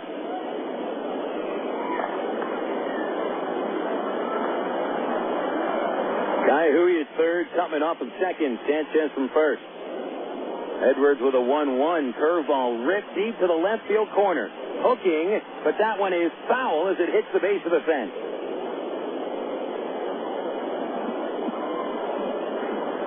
Donnie Murphy hit that ball maybe a half of a foot foul. Close to what could have been a bases clearing extra base hit. But instead, Edwards gets ahead of him 1-2. Now, Murphy has bounced into 4 double plays this year. He lined into the double play back in the first inning.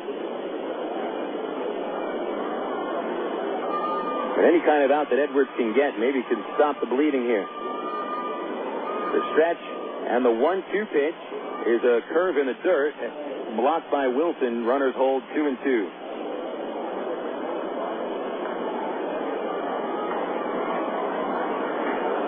Murphy is the 9th batter to come to the plate in the inning. Gordon and Butler began it with singles. Maier sacked fly for the first run. At the stretch, Edwards. And the 2-2 on the way. Murphy will take strike 3, a fastball at the letters, and that's a big second out. An absolutely huge out because now the infield can relax and just worry about getting one out to keep it a tie game going into the bottom of the 7th.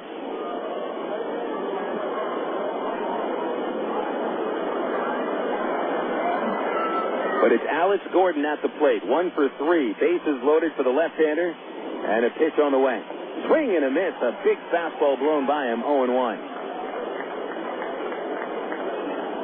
Gordon began this little rally with a seeing eye single between first and second on the first pitch of the inning. He would come home in a sac fly, but also an RBI single by Keim and a 2-run single by Tupman. The 0-1 is fouled off, and Edwards is now ahead 0-2.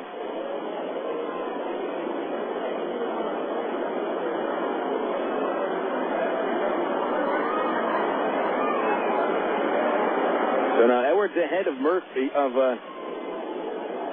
Gordon, no balls and 2 strikes. Now, does he toy around with him or just attack the strike zone again? Here it is, the 0-2, swinging a pop-up out of play over the bleachers.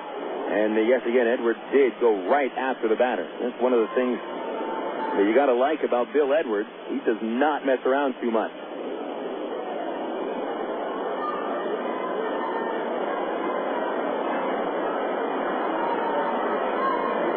Gordon carefully steps back in. Last year's 2nd overall pick. Top prospect for the Royals. Edwards ready. 0-2 to Gordon. Curveball, line drive, and caught by the second baseman Casey Smith to end the inning. So it could have been worse, but the Wichita Wranglers rallied for 4 runs on 5 base hits, and they left the bases loaded. We're going to take this into the bottom of the 7th inning. Trav's now tied with the Wichita Wranglers 5-5 on Little Rock's ESPN 1380. Star Wars Episode 1, The Phantom Menace. Apollo 13. Great films known for their award-winning special effects. To create the magic, Hollywood hires companies like Industrial Light and Magic. Industrial Light and Magic hires imaginative people like Aaron Fowl. Before he was a master of special effects, he was a media communications student at Webster University in St. Louis, where his talent took off. Today, he inspires the imagination at DreamWorks FKG. I'm Bob Costas, member of the board of Webster University. All Webster campuses around the world share the same belief. Education is more than just a degree. It's real knowledge for real-world success.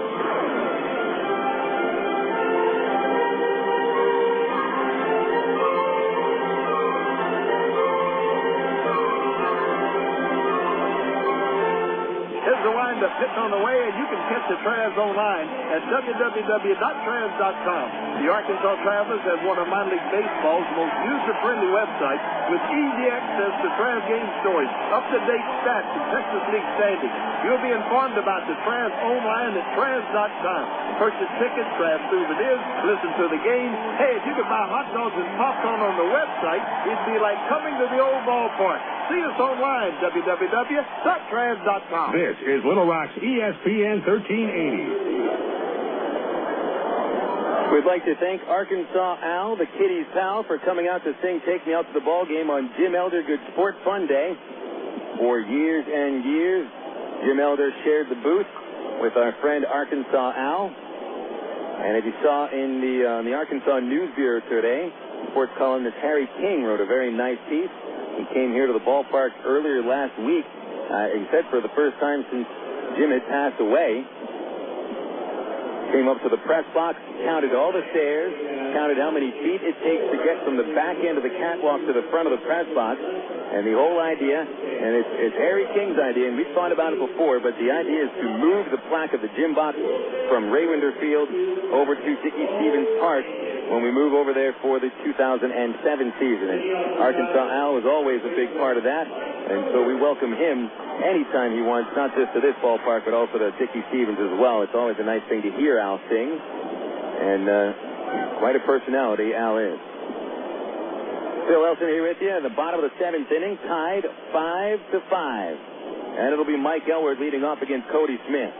Elward is 2 for 3 with a pair of RBI singles, and Smith starts him off with a curve, and it's over for strike one. Well, you thought 5 runs was going to do it, but you were wrong, and so was I. Travs hadn't scored since the 4th. They have had their chances. They've left 8 men on base. 0-1 to Elward, swung on, a little bleeder off the end of the bat, foul along the first base side, strike two. Wilson and Gates to follow versus Cody Smith, so Ryan Snare is off the hook. He did not have a good start, and James Holcomb no longer in line for the win. There's action in the bullpen for the Wranglers, and that is Derek DePriest, the submarining 6'8" right-hander getting ready. An 0-2 on the way to Elward, and he takes it up high, and that is ball one. 1 ball, 2 strikes on Elward. Fly to right field his last time up. He's hit 1 homer this year to go along with 10 doubles and a triple. Tall right-hander delivers to Elward, and the fastball is good for strike 3. On the high outside corner, and that was about at the level where the pitch struck out Donnie Murphy for the big second out in the top of the 7th. So Elward strikes out to bring up Bobby Wilson. Wilson today a sac fly in the 1st. A run-scoring double in the 3rd inning, and a ground out in the 5th. 1 for 2, right-handed batter, and time hugging the line at 3rd. Pitch on the way, under the knees, 1-0. Lots of room on the left side of second base for Wilson. If he can go up the middle, and the outfield is extremely deep. The 1-0 pitch is right down the pipe. It was a slider that put him off a little bit, and it's 1-1. So the Wranglers guarding for no extra base hits. And we're only in the bottom of the 7th inning.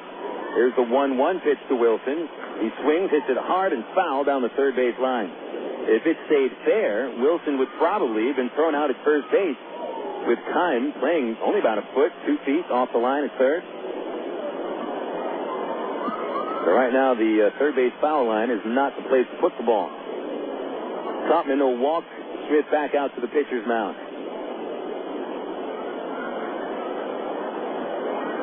Well, Travs unable to hold on to a 4-run lead. When tied after 7 innings this year, the Travs are 1-1. If they score here in the bottom of the 7th inning, they should be okay. Travs are 3-0 when leading after the 7th. Now it'll take someone getting on base here. 1 ball, 2 strikes on Wilson. And then Smith holds the ball in the glove, getting the sign. Right arm dangles down. And Wilson asks for timeout and is granted. Steps away. 1 ball, 2 strikes to Bobby Wilson. After the strikeout of Elward to start the inning, Cody Smith winds. The pitch is on the way, and it's hit high down the right field line. A long run for Mitch Maier, still going after it, and it lands foul. And Maier almost did a flip over the bullpen fence, just like one of the Tulsa Drillers did earlier this week when he went head over heels, chasing a fly ball into the Arkansas bullpen. This one did not quite force Maier to smash his midsection into the chain link. So it's still 1-2, though I think Wilson had the right idea. Going the opposite way.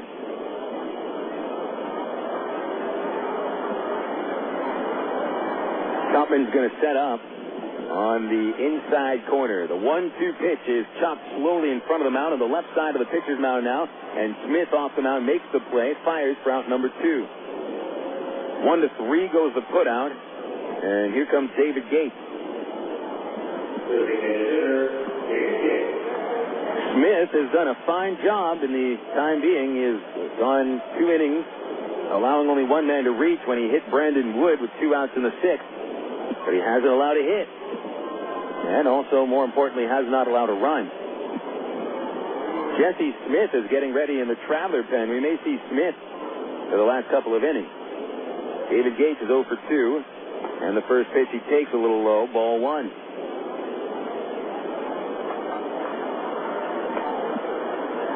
Gates has flied out, struck out, and was hit by a pitch. The 1-0 check swing, and it's high, and it's ball 2. Jason Espedo's on deck, then Casey Smith. 2 outs, bottom 7, 5-5 score. The 2-0. It's up high, ball 3. If Gates gets a 3-0 pitch right down the middle, he's going to swing. Let's see if Smith gives it. Here's the pitch. He'll take it. It was low, ball 4.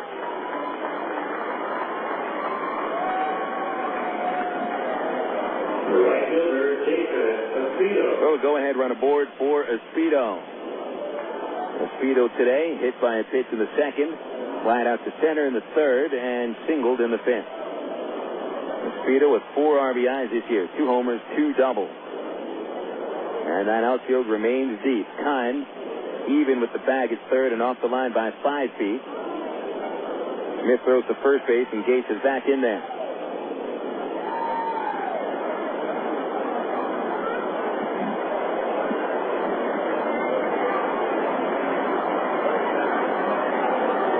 Short lead by Gates.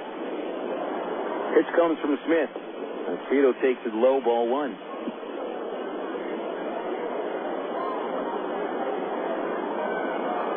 Will Gates be running at any point? Like to give Espedo a chance to swing away. The 1-0 count. And the pitch to Espedo is ball 2. That's 6 in a row by Cody Smith that he has missed with. DePriest looks like he's ready to go in the pen. Slingshot on it. Maybe called upon if Smith can't get Espedo out. We're ready on the 2-0. Fastball fouled off in the left side over the patio. And that's the first strike. 2 balls, 1 strike. One of the better looking fastballs Smith has thrown over the last 2 batters. Smith replaced Snare in the 5th inning. The Travs had 7 hits over those first 5 innings, but none never since. Here's a 2-1 pitch, and that's a high fastball, and it's 3-1. Casey Smith in the on-deck area next to the Travs dugout. Perhaps he'll have a chance to give the Travs their second lead of the day. 3 balls, 1 strike. Does Smith throw the cripple pitch? Runner goes, swing and a foul straight back. Got a good pitch to handle. Espedo just a little bit off on the swing. 3-2 to count with 2 outs. So we've taken this one as far as we can go. Gates will be running with the pitch. And Alex Gordon is told not to hold him on. He will play behind first base. Time backs up at 3rd, doesn't guard the line. Gordon not necessarily guarding the line either. He's about 5 feet off. Now Gordon is told to come up and hold him. And so Gordon's going to hold him at first. Stretch by Smith. The 3-2 to Espedo. Swung on. Ground ball. Base hit into right field. Gates will go first to 3rd on the play. Maier picks it clean. Gets it to the infield. And Casey Smith is set up to try to drive in the go-ahead run.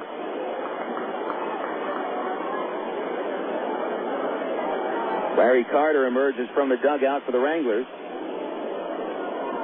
Carter does not make the pitching changes. And so it seems that once again, we will have Smith facing Smith, but no, Carter's going to make the change. Actually, that's Al LaBeouf who made the change. And I guess this means we haven't seen it, but I think Frank White was ejected. Oh, I never saw that. So Frank White was thrown out of the game. We're going to have an AT&T call to the bullpen. Talk, surf, watch, go and save, do it all and get it all with services from the new AT&T. Your world delivered. Back after 60 seconds, and the Travs have runners at the corners and 2 outs. Trying to break a 5-5 tie here on Little Rock, ESPN 1380.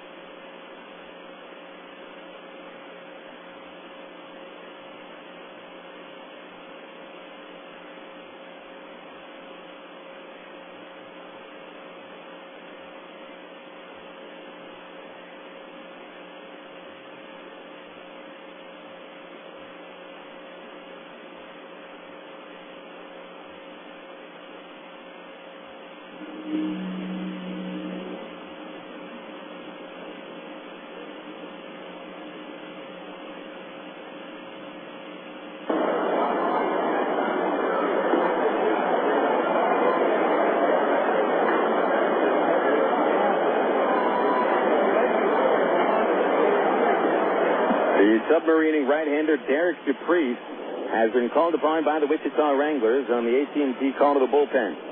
It's a 5-5 score in the bottom of the 7th inning. Travs took a 5-1 lead into the 7th. Wranglers tied it with a 4-run rally. But now Arkansas is set up after 2 outs. Cody Smith couldn't get the final out. He walked David Gates and allowed Espedo's hit-and-run single to put runners at the corners.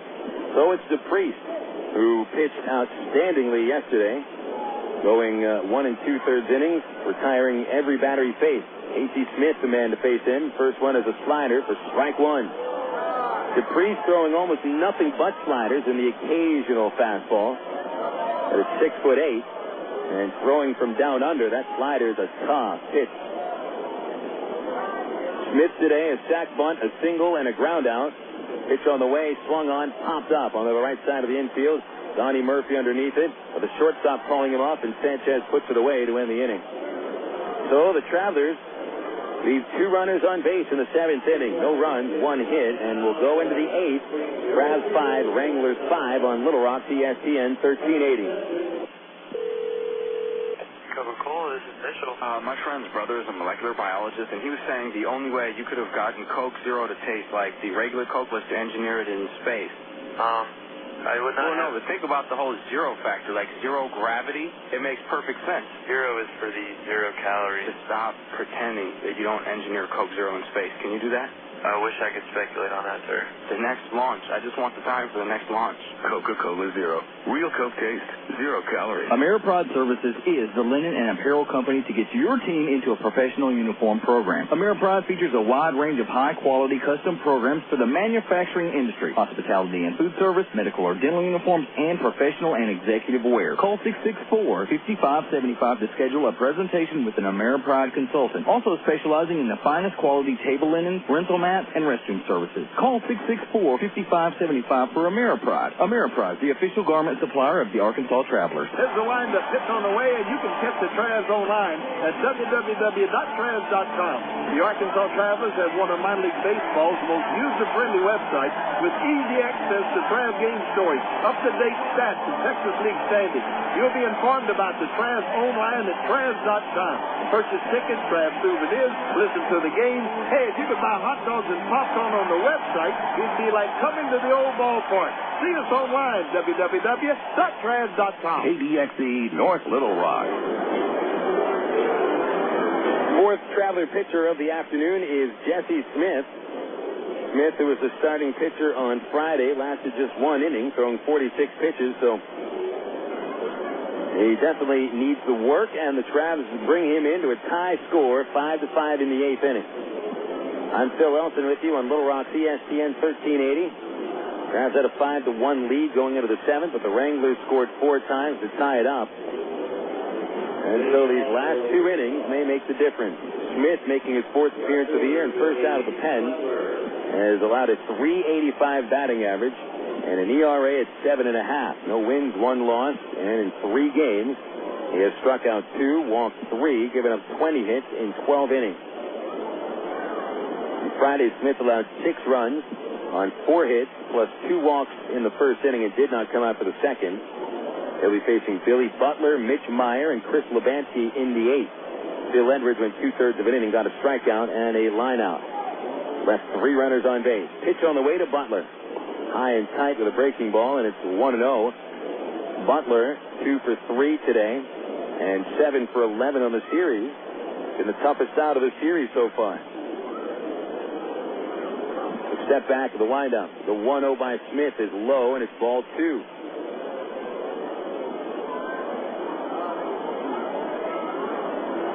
James Holcomb, the Traveler starter, was 6 1/3 innings, give up 3 runs and 5 hits. No decision for Holcomb. The 2-0 to Butler is a strike called over the outside corner. Aaron Pullen relieved Holcomb with 2 runners on base in the 7th inning. Pardon me, 1 runner on base in the 7th inning. Pullen faced 5 batters. They all reached. The 2-1 is driven dead center field. Bacon right there, and he makes the catch. Not very high, and the balls just are not carrying all that well today. Plus a soft breeze blowing in from right center field may have knocked that down a little bit. 1 away for Mitch Maier, no one on base. Pullen is charged with 2 runs. Both earned 3 hits, 2 walks, no innings pitched. Bill Edwards 2/3 of an inning, 1 strikeout. Smith to face Maier, righty versus lefty. 1 single, a strikeout, and a sac fly for Maier. It's on the way. High fly ball to left field. Charging in Aaron Peel. Still coming on. Reaching out. Making the catch for out number 2. Peel was playing deep. And he had to really sprint in to bring that ball down. But he does a nice job making that grab. And now Chris Labansky will come up. Labansky had an RBI ground out in the 2nd inning. Fly to center in the 5th. Doubled and scored in the 7th inning. Jesse Smith, right-hand pitcher, goes to work, and here he is delivering, and Labansky lines a base hit into center. So that'll be the Wranglers' 9th hit of the afternoon. First off, Smith. And with 2 outs, here's Adam Kime.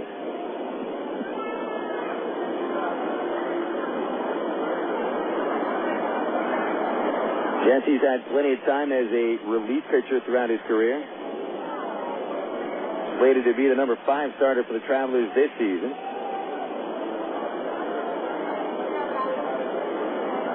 Kime, a right-hander. Pitch on the way from Smith. Outside, ball 1. Smith falling behind 1-0. Kime, an RBI single that was blooped into center back in the 7th inning. He would score the tying run on the base hit by Tupman. Kime is 1 for 3. Labansky, good lead, and Smith throws over to check on him. He's back in safely.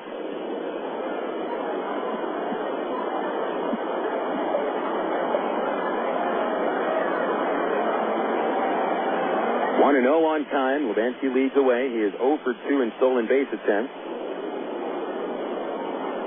Stretched by Smith. Long pause. Turns, fires over to first base. Labansky gets back. Labansky did get picked off in the extra inning game on Friday.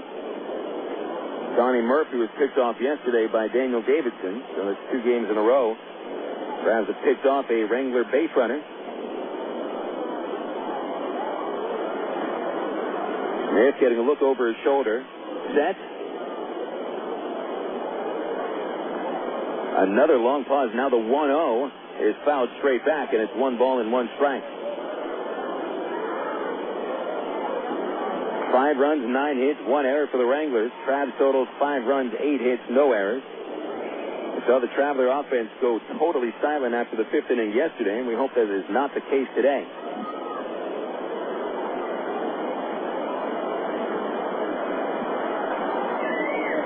Lubanski takes a quiet lead.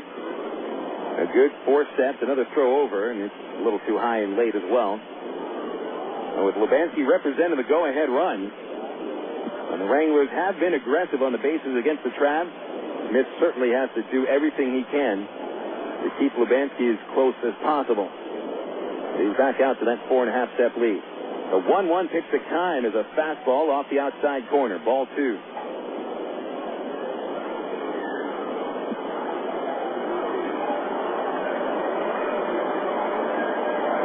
Nobody working currently in the Traveler pen. Wichita bullpen also quiet. Game slows down, tied in the 8th. The 2-1 pitch to Kime is a strike over the outside corner. 2-2. Boy, Jesse going right after that corner, 2 pitches in a row. Got the call one time, didn't the other.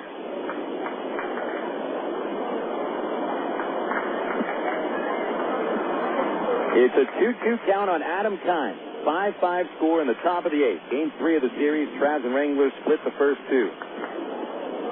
Smith steps off the rubber and looks Lubanski back to first. Now Jesse Smith with a glove covering his left shoulder, looks over the shoulder for the sign, gets a look at Lubanski, comes set. And the 2-2, Lubanski running, a swing and a miss. He struck him out on a high fastball, and the inning is over. So Jesse Smith, a scoreless ace, gave up a hit, but Stranzam had no runs. We'll go to the bottom of the 8th. The Travs will begin it with the top of the order and Dwayne Bacon. 5-5 score.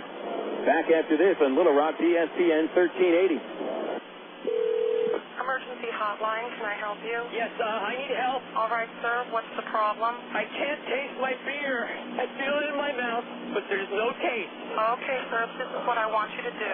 Put the bottle down and step away from the beer. Okay. Walk straight to the corner store and pick up a 6-pack of Miller Lite. Okay. Don't worry, it's going to be all right. Next time, try the light beer that actually tastes like beer. Great tasting, less selling Miller Lite. Miller. Good call. Miller Brewing Company, Milwaukee, Wisconsin. AgPro knows your patient. You've had your eye on a certain green and yellow tractor for some time now. But here's a thought. Visit your local John Deere dealer for an innocent test drive. Sit in that yellow seat and feel that rugged quality. Then run the numbers. You may find you've underrated the value of a John Deere and overrated the value of patience. After all, nothing runs like a Deere. Test drive the John Deere of your choice today at AgPro Central Arkansas, 10504 Maumelle Boulevard, North Little Rock. Of all the days of the week, it seems that Mondays are everybody's least favorite day. Well, the Travs and the Arkansas Democrat-Gazette have a reason for baseball fans to look forward to Mondays. That's because Mondays are Democrat-Gazette family night here at the ballpark. You just pick up a copy of Monday's Democrat-Gazette, and you'll find a discount family ticket right there in the sports section. That's right. It's a coupon that admits the whole family for just $2 a person. Hey, Mondays don't sound so bad anymore. You're listening to Arkansas Travelers Baseball. We are in the bottom of the 8th inning at Raywinder Field. Arkansas Travelers, Wichita Wranglers tied 5-5. Travs will start at the top of the order against Derek DePriest. DePriest entered the game in the 7th inning, inheriting 2 men on with 2 outs, and got Casey Smith to pop out. So DePriest still hasn't allowed a Traveler batter to reach in 2 innings over this series. And nobody warming right now in the Wichita bullpen. Frank White was ejected from the game at the start of the 8th. Al LaBeouf now managing for the Wranglers the rest of the way. It was the quietest ejection in baseball history. I don't even think the plate umpire thumbed him. He might have just told him, okay, you're out of here. And that was it. We didn't even know. Pitch to Bacon. Drag bunt down the first base line and picked up in foul territory by Alex Gordon. That must have been the hardest drag bunt in the history of baseball. It wasn't a bad job done by Bacon. It almost got past Gordon down the first base line. It may have actually come close to the only bunt double that I would have ever seen. But it was foul when Gordon picked it up in front of the base. Kime at third is guarding the line, and he's also up a couple of feet. Gordon is actually behind the first base bag, and if Bacon's bunting, he'll try to get it between first and the mound. The pitch is lined foul, pulled over the Arkansas bullpen. where two pitchers are currently warming up.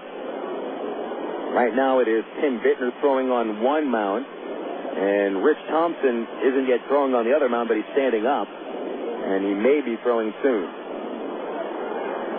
Wayne Bacon today is 0 for 3 with a sacrifice bunt. He's hitless in the series, 0 for 7. Pitch on the way, and it's up high, ball 1. 1-2 on Bacon. Wranglers have figured Bacon out so far this year. He's only 5 for 35 against them. And if you get Bacon aboard, dynamic of the inning changes. 1-2 pitch, swung on, line drive, caught by Sanchez on a tiptoe play, looking up the middle. And a really nice grab there by Ángel Sánchez, robbing Bacon of what would have been his first hit of the series. Coming up to the plate now is Aaron Peel. And Peel is 0 for 3. He reached in the first inning when the starter Ryan Snare hit him with a pitch, later scored. But since then, a fly to center, a strikeout, and a pop-up. Pitch on the way, curveball, strike one by DePriest, 0-1. Brandon Wood on deck. He has not been yet retired today. The 0-1 to Peel. Swung on, ground ball up the middle, into center field for a base hit. And so Aaron Peel collects his first hit of the day, and the Travs put up their 9th. Thompson now begins to throw in the bullpen alongside of Bittner. Here's Brandon Wood. The Wranglers position the outfield deep all the way around. Left fielder Butler, not yet towards the corner or the alley. He's straight away, but deep. Time hugs the third baseline, also deep. Pitch to Wood, swing and a foul back. He got one to handle there and just missed, smoking it. 0-1 on Wood. Brandon today took a walk in the first and scored. Third inning double, scored. Fourth inning RBI single, and was hit by a pitch in the sixth. Perfect day so far for Brandon. The 0-1 pitch is swung on and hit high in the air towards right field. Maier back at the warning track. At the wall, he makes the catch. And back to first goes Peel, and the first time Wood is retired today. And this will bring up Matt Brown.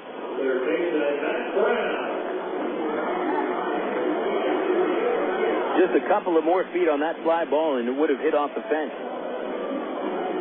But it did look like DePriest got Wood to hit it underneath the ball, popped it up. He just kept carrying out to right. So here's Matt Brown. Brownie 0 for 4 with 3 flyouts. DePriest goes to a slider. It is missed by the catcher and dropped back behind him, but holding it first is Peel. I'm not sure if he saw that Tupman dropped the ball. It didn't go all the way back to the screen. It just dribbled behind Tupman. The plate umpire got out of the way. I don't think Peel saw it. But Peel still at first for Brown. Brown walked in the first, but the flyouts have gone 2 to center, 1 to right field, and Peel is picked off. They're going to run him towards second base. Gordon over to the shortstop, Sanchez. Sanchez flips to the pitcher, and DePriest running Peel back to second base. Peel runs out of the baseline and now tagged out. He is officially caught stealing, but he looked like he fell asleep at first base. That'll go 1-3-6-1. Caught stealing to end the 8th inning. No runs, 1 hit, nobody left. Going into the 9th, Travs 5, Wranglers 5 on Little Rock, ESPN 1380. It takes teamwork to be able to reach new goals in today's complex business environment.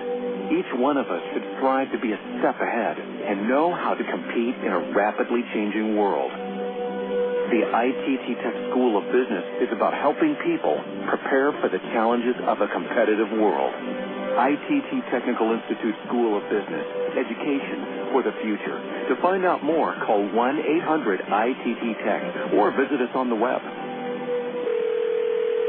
Coca-Cola, this is Mitchell. My friend's brother is a molecular biologist, and he was saying the only way you could have gotten Coke Zero to taste like the regular Coke was to engineer it in space. I would not. Well, no, but think about the whole zero factor, like zero gravity. It makes perfect sense. Zero is for the 0 calories. Just stop pretending that you don't engineer Coke Zero in space. Can you do that? I wish I could speculate on that, sir. The next launch. I just want the time for the next launch. Coca-Cola Zero. Real Coke taste. 0 calories. Emergency hotline, can I help you? Yes, I need help. All right, sir, what's the problem? I can't taste my beer. I feel it in my mouth, but there's no taste. Okay, sir, this is what I want you to do. Put the bottle down and step away from the beer. Okay. Walk straight to the corner store and pick up a 6-pack of Miller Lite. Okay. Don't worry, it's going to be all right. Next time, try the light beer that actually tastes like beer. Great tasting, less selling Miller Lite. Miller. Good call. Miller Brewing Company, Milwaukee, Wisconsin. This is Little Rock's ESPN 1380. Coming into the ninth inning, Tim Bittner relieves Jesse Smith. Smith gets through the eighth inning, his only inning of work, and Bittner is the fifth pitcher of the afternoon for the Travelers. He inherits a tie score, 5-5, each team with 9 hits, and Wichita committing the only error of the game. Tim Bittner pitched a couple of days ago in the extra inning win. He gave up 3 runs in 2 innings. And now faces Kila Ka'aihue, Matt Tupman, and Ángel Sánchez. Lefty to lefty, first pitch to Ka'aihue is low for ball 1. Alan Buckley is also throwing in the bullpen. And so Bittner may just be facing these two lefties, Ka'aihue and Tupman. The 1-0 is down the pipe for a strike, 1-1. Ka'aihue is 0 for 2. He's grounded out, slide out, and taken a base on ball. Espino is deep in right field. Center fielder Bacon deep and playing towards right. The 1-1, and Ka'aihue hits a ground ball into right field for a base hit. A little bit up in the zone. And Ka'aihue makes the 10th base hit of the game for the Wranglers. And it's his first base hit of today. So the go-ahead run is aboard for the Wranglers. Matt Tupman comes up, and Ka'aihue is going to be removed for a pinch runner. The pinch runner is Walter Sevilla. Sevilla, who is a backup middle infielder, takes over in the number 8 spot on the batting order as the DH. And he represents the go-ahead run. Matt Tupman, the batter, drove home 2 runs with a single in the 7th, which tied the game at the current 5-5 score. Brown up at third base. They guard the bunt. Time called by the plate umpire. And he's talking with Tupman and Wilson. And now Tupman steps back up to the plate, taps the bat. And the Trav corner infielders are ready to charge. Here's a pitch. He squares around. He bunts it towards first base. Elward picks it up, fires to second, and he is out at second base. Great play by Mike Elward. Had no margin for error. It looked like he almost bobbled the ball, but recovered and still gave the shortstop a perfect throw. So, Sevilla is out at second. The play goes 3-6 on the fielder's choice. The bunt doesn't work. And here comes Ángel Sánchez.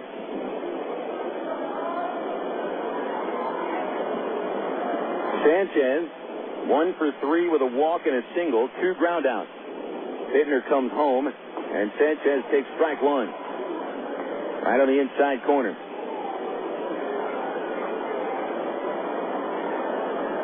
Donnie Murphy on deck, 1 away. Runner at first is Tupman. Elward playing in front of him. Bittner will throw over there, and it's not in time.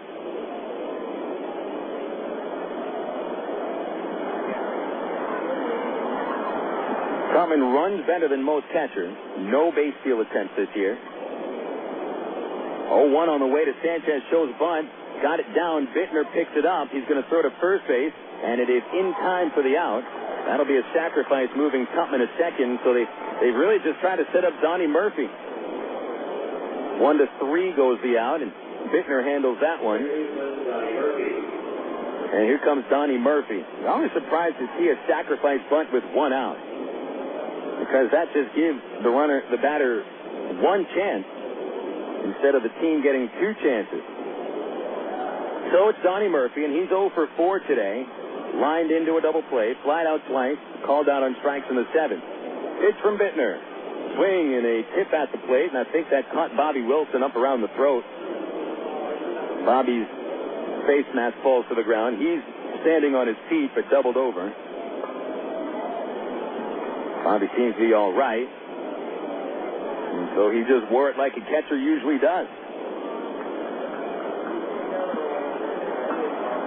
So the plate umpire will dust off home plate, giving Wilson a little time to let the pain subside. There is action in the Wichita pen. Leo Nunez getting loose. 5-5 score, and the Wranglers have the go-ahead run at second with 2 out. Bittner looking over his right shoulder for the sign from Wilson, the stretch. Wilson sets up outside. Here's the pitch, and it's swung on and fouled back, and it's strike 2. When the Travs come to the plate in the 9th inning, they'll start with Matt Brown, then Mike Elward and Bobby Wilson.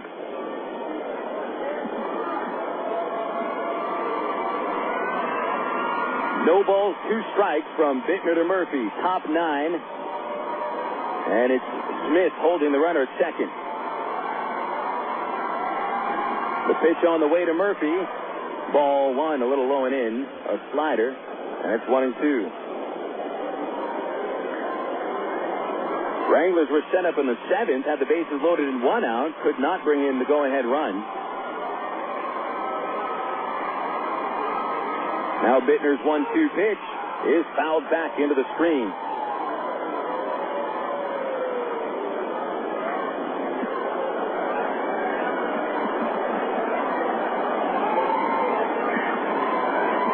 Nice approach by Bittner. He has attacked the strike zone, has not messed around with Donnie Murphy. 3 consecutive foul balls by Murphy. And now Bittner comes home again, and Murphy swings and misses at a high fastball. Bittner strikes him out. No runs in the 9th inning for the Wranglers on 1 hit, 1 man left. We'll go to the bottom of the 9th. Travs need just 1 run to win. Tied at 5 on Little Rock, ESPN 1380. Since 1901, the Arkansas Travelers have been making memories in the natural state, like John Young launching a home run over the Mills Freeway to win the '77 Texas League title. People still talk about the explosive performances of Captain Dynamite or the Travs leadoff batter for the 1976 season, 3'4" Roscoe P. Stidman, and the unbelievable home run heroics of recent Travs Tommy Murphy and Mike Napoli. And it's a grand slam! Tommy Murphy wins the game with a walk-off grand slam! Now you, your friends, and family are invited to create some memories of your own as the Travs charge to the 74th and final season at Ray Winter Field. Double play ends it. The Travs are the East Division champions. Come share the excitement as the Arkansas Travelers celebrate their history with another winning season. For tickets, call 664-1555 or visit Travs.com. Henry Morales has hit another ball onto the freeway. Get out of here. The Arkansas Travelers, still the greatest game on dirt.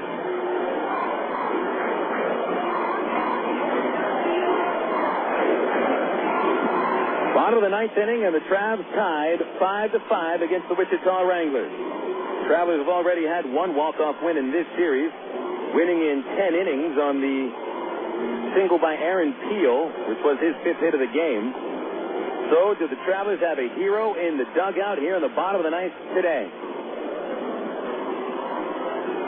Bill Elson with you. It's been a pretty good game today. Disappointing to see the Travs blow a 5-1 lead, but the bullpen combination of Bill Edwards, Jesse Smith, and Tim Bittner does the job, and at least the Travs have the chance to win it at home in the bottom of the 9th.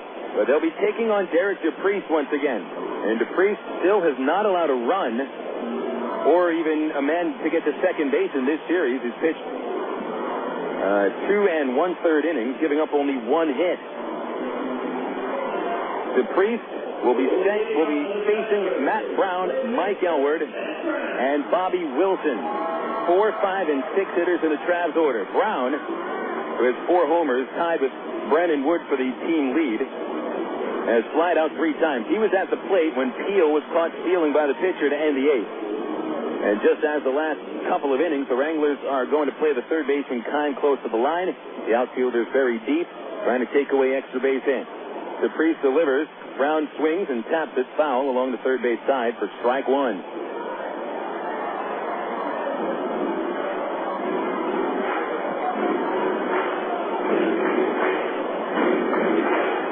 Travelers against the bullpen of the Wranglers have managed only 2 hits. They put up 7 against the starter. The 0-1 to Brown is pulled foul outside third. So it's 0-2. With a pitcher like DePriest, you hope that he makes one mistake, leaves one of those sliders sitting on a tee, because that can turn into a gopher ball very quickly. Back into the plate goes Brown. The 0-2 on the way. Slider up high, ball one. The priest doesn't submarine quite like Matt Wilhite used to. Kind of slingshots the ball like Charlie Thames did back in 2002. The 1-2 pitch missed outside. Good eye by Brown. These sliders are tough to lay off. They just sit up there. You think it's going to come right to the bat, and then it just zips away. Into the stretch to Priest. And after timeout, Dave Brown, it was granted. Just a quick timeout, and DePriest back to the stretch. The 2-2. Fastball loop over third. A base hit down the left field line. Butler over towards the line. Picks up the ball. Brown over to second base with a stand-up double. And the Travs have the winning run in scoring position.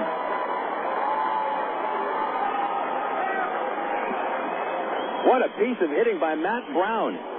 DePriest crossed him up. He threw a fastball. It came on the hands, but Brown still able to get the hands inside the ball and yank it over Kime. If he hit it on the ground down the third base line, Kime was there to make the play, but it was over his head. Mike Elwer, the batter, but the Wranglers will issue the intentional walk to set up a double play. Bobby Wilson will be the batter that has a chance. Now, the question is, does Wilson go up with the orders of a sacrifice bunt? There's ball two from DePriest on the intentional walk. You can understand walking Elward, not only because they want the double play, but Elward is one of the top hitters in the league, 2 for 4 today and hitting .362 on the season. But Bobby Wilson is not much of an easier out. Wilson has doubled. He's 1 for 3 today. The intentional walk is complete, and Elward goes down the first base line. Here's Bobby. Bobby Wilson, sac fly in the first, RBI double in the third, and 2 ground outs ever since. Nunez looks like he's ready to go in the Wichita bullpen. But Al LaBeouf, who is substituting for the since ejected Wichita manager Frank White, is going to stick with DePriest. The Wranglers expect the bunt. I do too. David Gates on deck. Here's the pitch. Wilson squares. Got the bunt down the first base line. Picked up by the first baseman. Gordon will look at third. No throw. Goes to first base instead. And the Travs are just a fly ball away from winning the game. Great bunt by Bobby Wilson. The play goes 3-4. Second baseman covered. And Bobby wasted no time. Made sure it was towards the first baseman. Gordon desperately wanted to get the out at third. But Brown got the break he needed. And there was no throw. So now things are going to slow down as the Wranglers get a left-hander up in the bullpen. That's Nate Holscher getting ready. And the catcher Tupman is on the mound speaking with DePriest. Plate umpire is walking out to the mound to break this thing up. And I wonder if we'll have a visit to the mound by either Larry Carter or Al LaBeouf out of the Wichita dugout. Tupman now walking back behind the plate. David Gates is about to step in.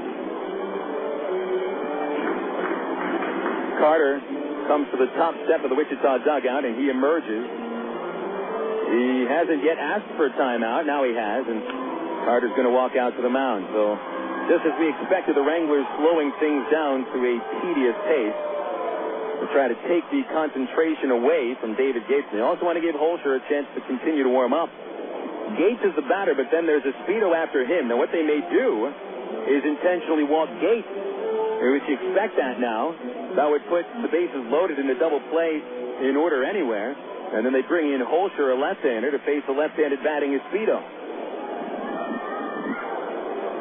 So Carter is just standing out there. Who knows what they're talking about? I'll bet you it's not baseball, because they have no intention of letting DePriest face David Gates or Espedo. No way at all. Probably figuring out their dinner plans tonight. They're going to leave him in to face Gates, but this is going to be an intentional walk.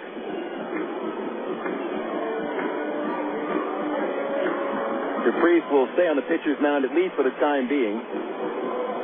Tupman, the catcher, he's standing behind the plate, and he signals for the intentional walk. So it'll be the second intentional walk of the inning. So Gates won't get the chance to be the hero, but Jason Espedo will. I just saw Espedo go back into the dugout. On the Traveler bench, you've got Greg Porter, Brent Del Chiaro, and Eric Rodlin, but they're all left-handed hitters with the exception of Del Chiaro.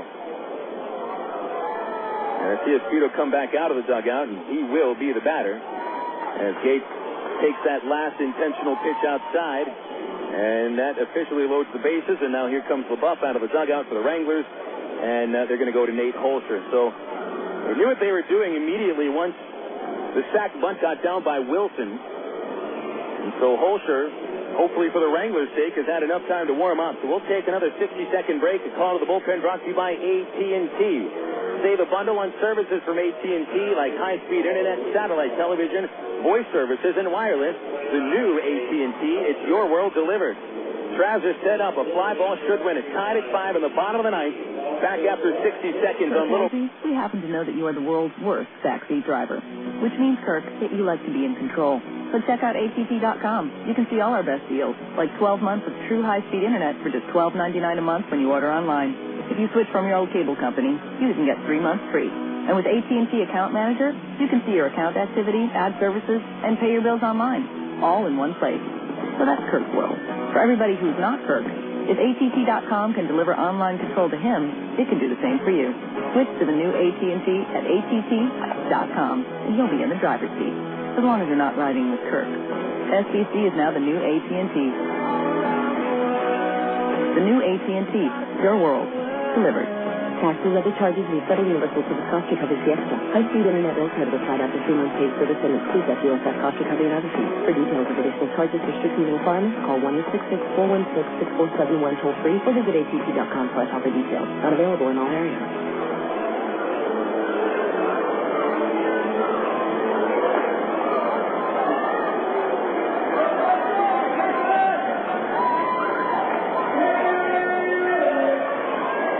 Drama time at Ray Winder Field. Bottom of the ninth inning, Jason Espedo batting with the bases loaded and a 5-5 score. A fly ball wins the game, perhaps. A base hit definitely does. The Wranglers are forced to bring the infield all the way up. As Nate Holscher, a left-hander, is set to face Espedo. Espedo has singled in each of his last 2 at-bats. Holscher from the stretch, a pitch. Espedo takes it low. 1 ball, no strikes. The inning began with a double by Matt Brown. Elwood was issued an intentional walk, and Bobby Wilson dropped a sac bunt. Then David Gates was intentionally walked to load the bases. And Holscher replaces the Priest. Stretch by the left-hander. 1-0 pitch. And it hit him. It hit Jason Espedo, and in fact, folks, he moved his shoulder into the pitch. That's how the Tramps win this game. Coming home from third, Matt Brown. He scores, and the 4th Traveler batter hit by a pitch today. Actually, the 5th Traveler batter hit by a pitch turns out to be the game winner. A walk-off hit batter ends the day here at Ray Winder Field, and your final scores, the Travelers 6 and the Wranglers 5, and you can put it in the book.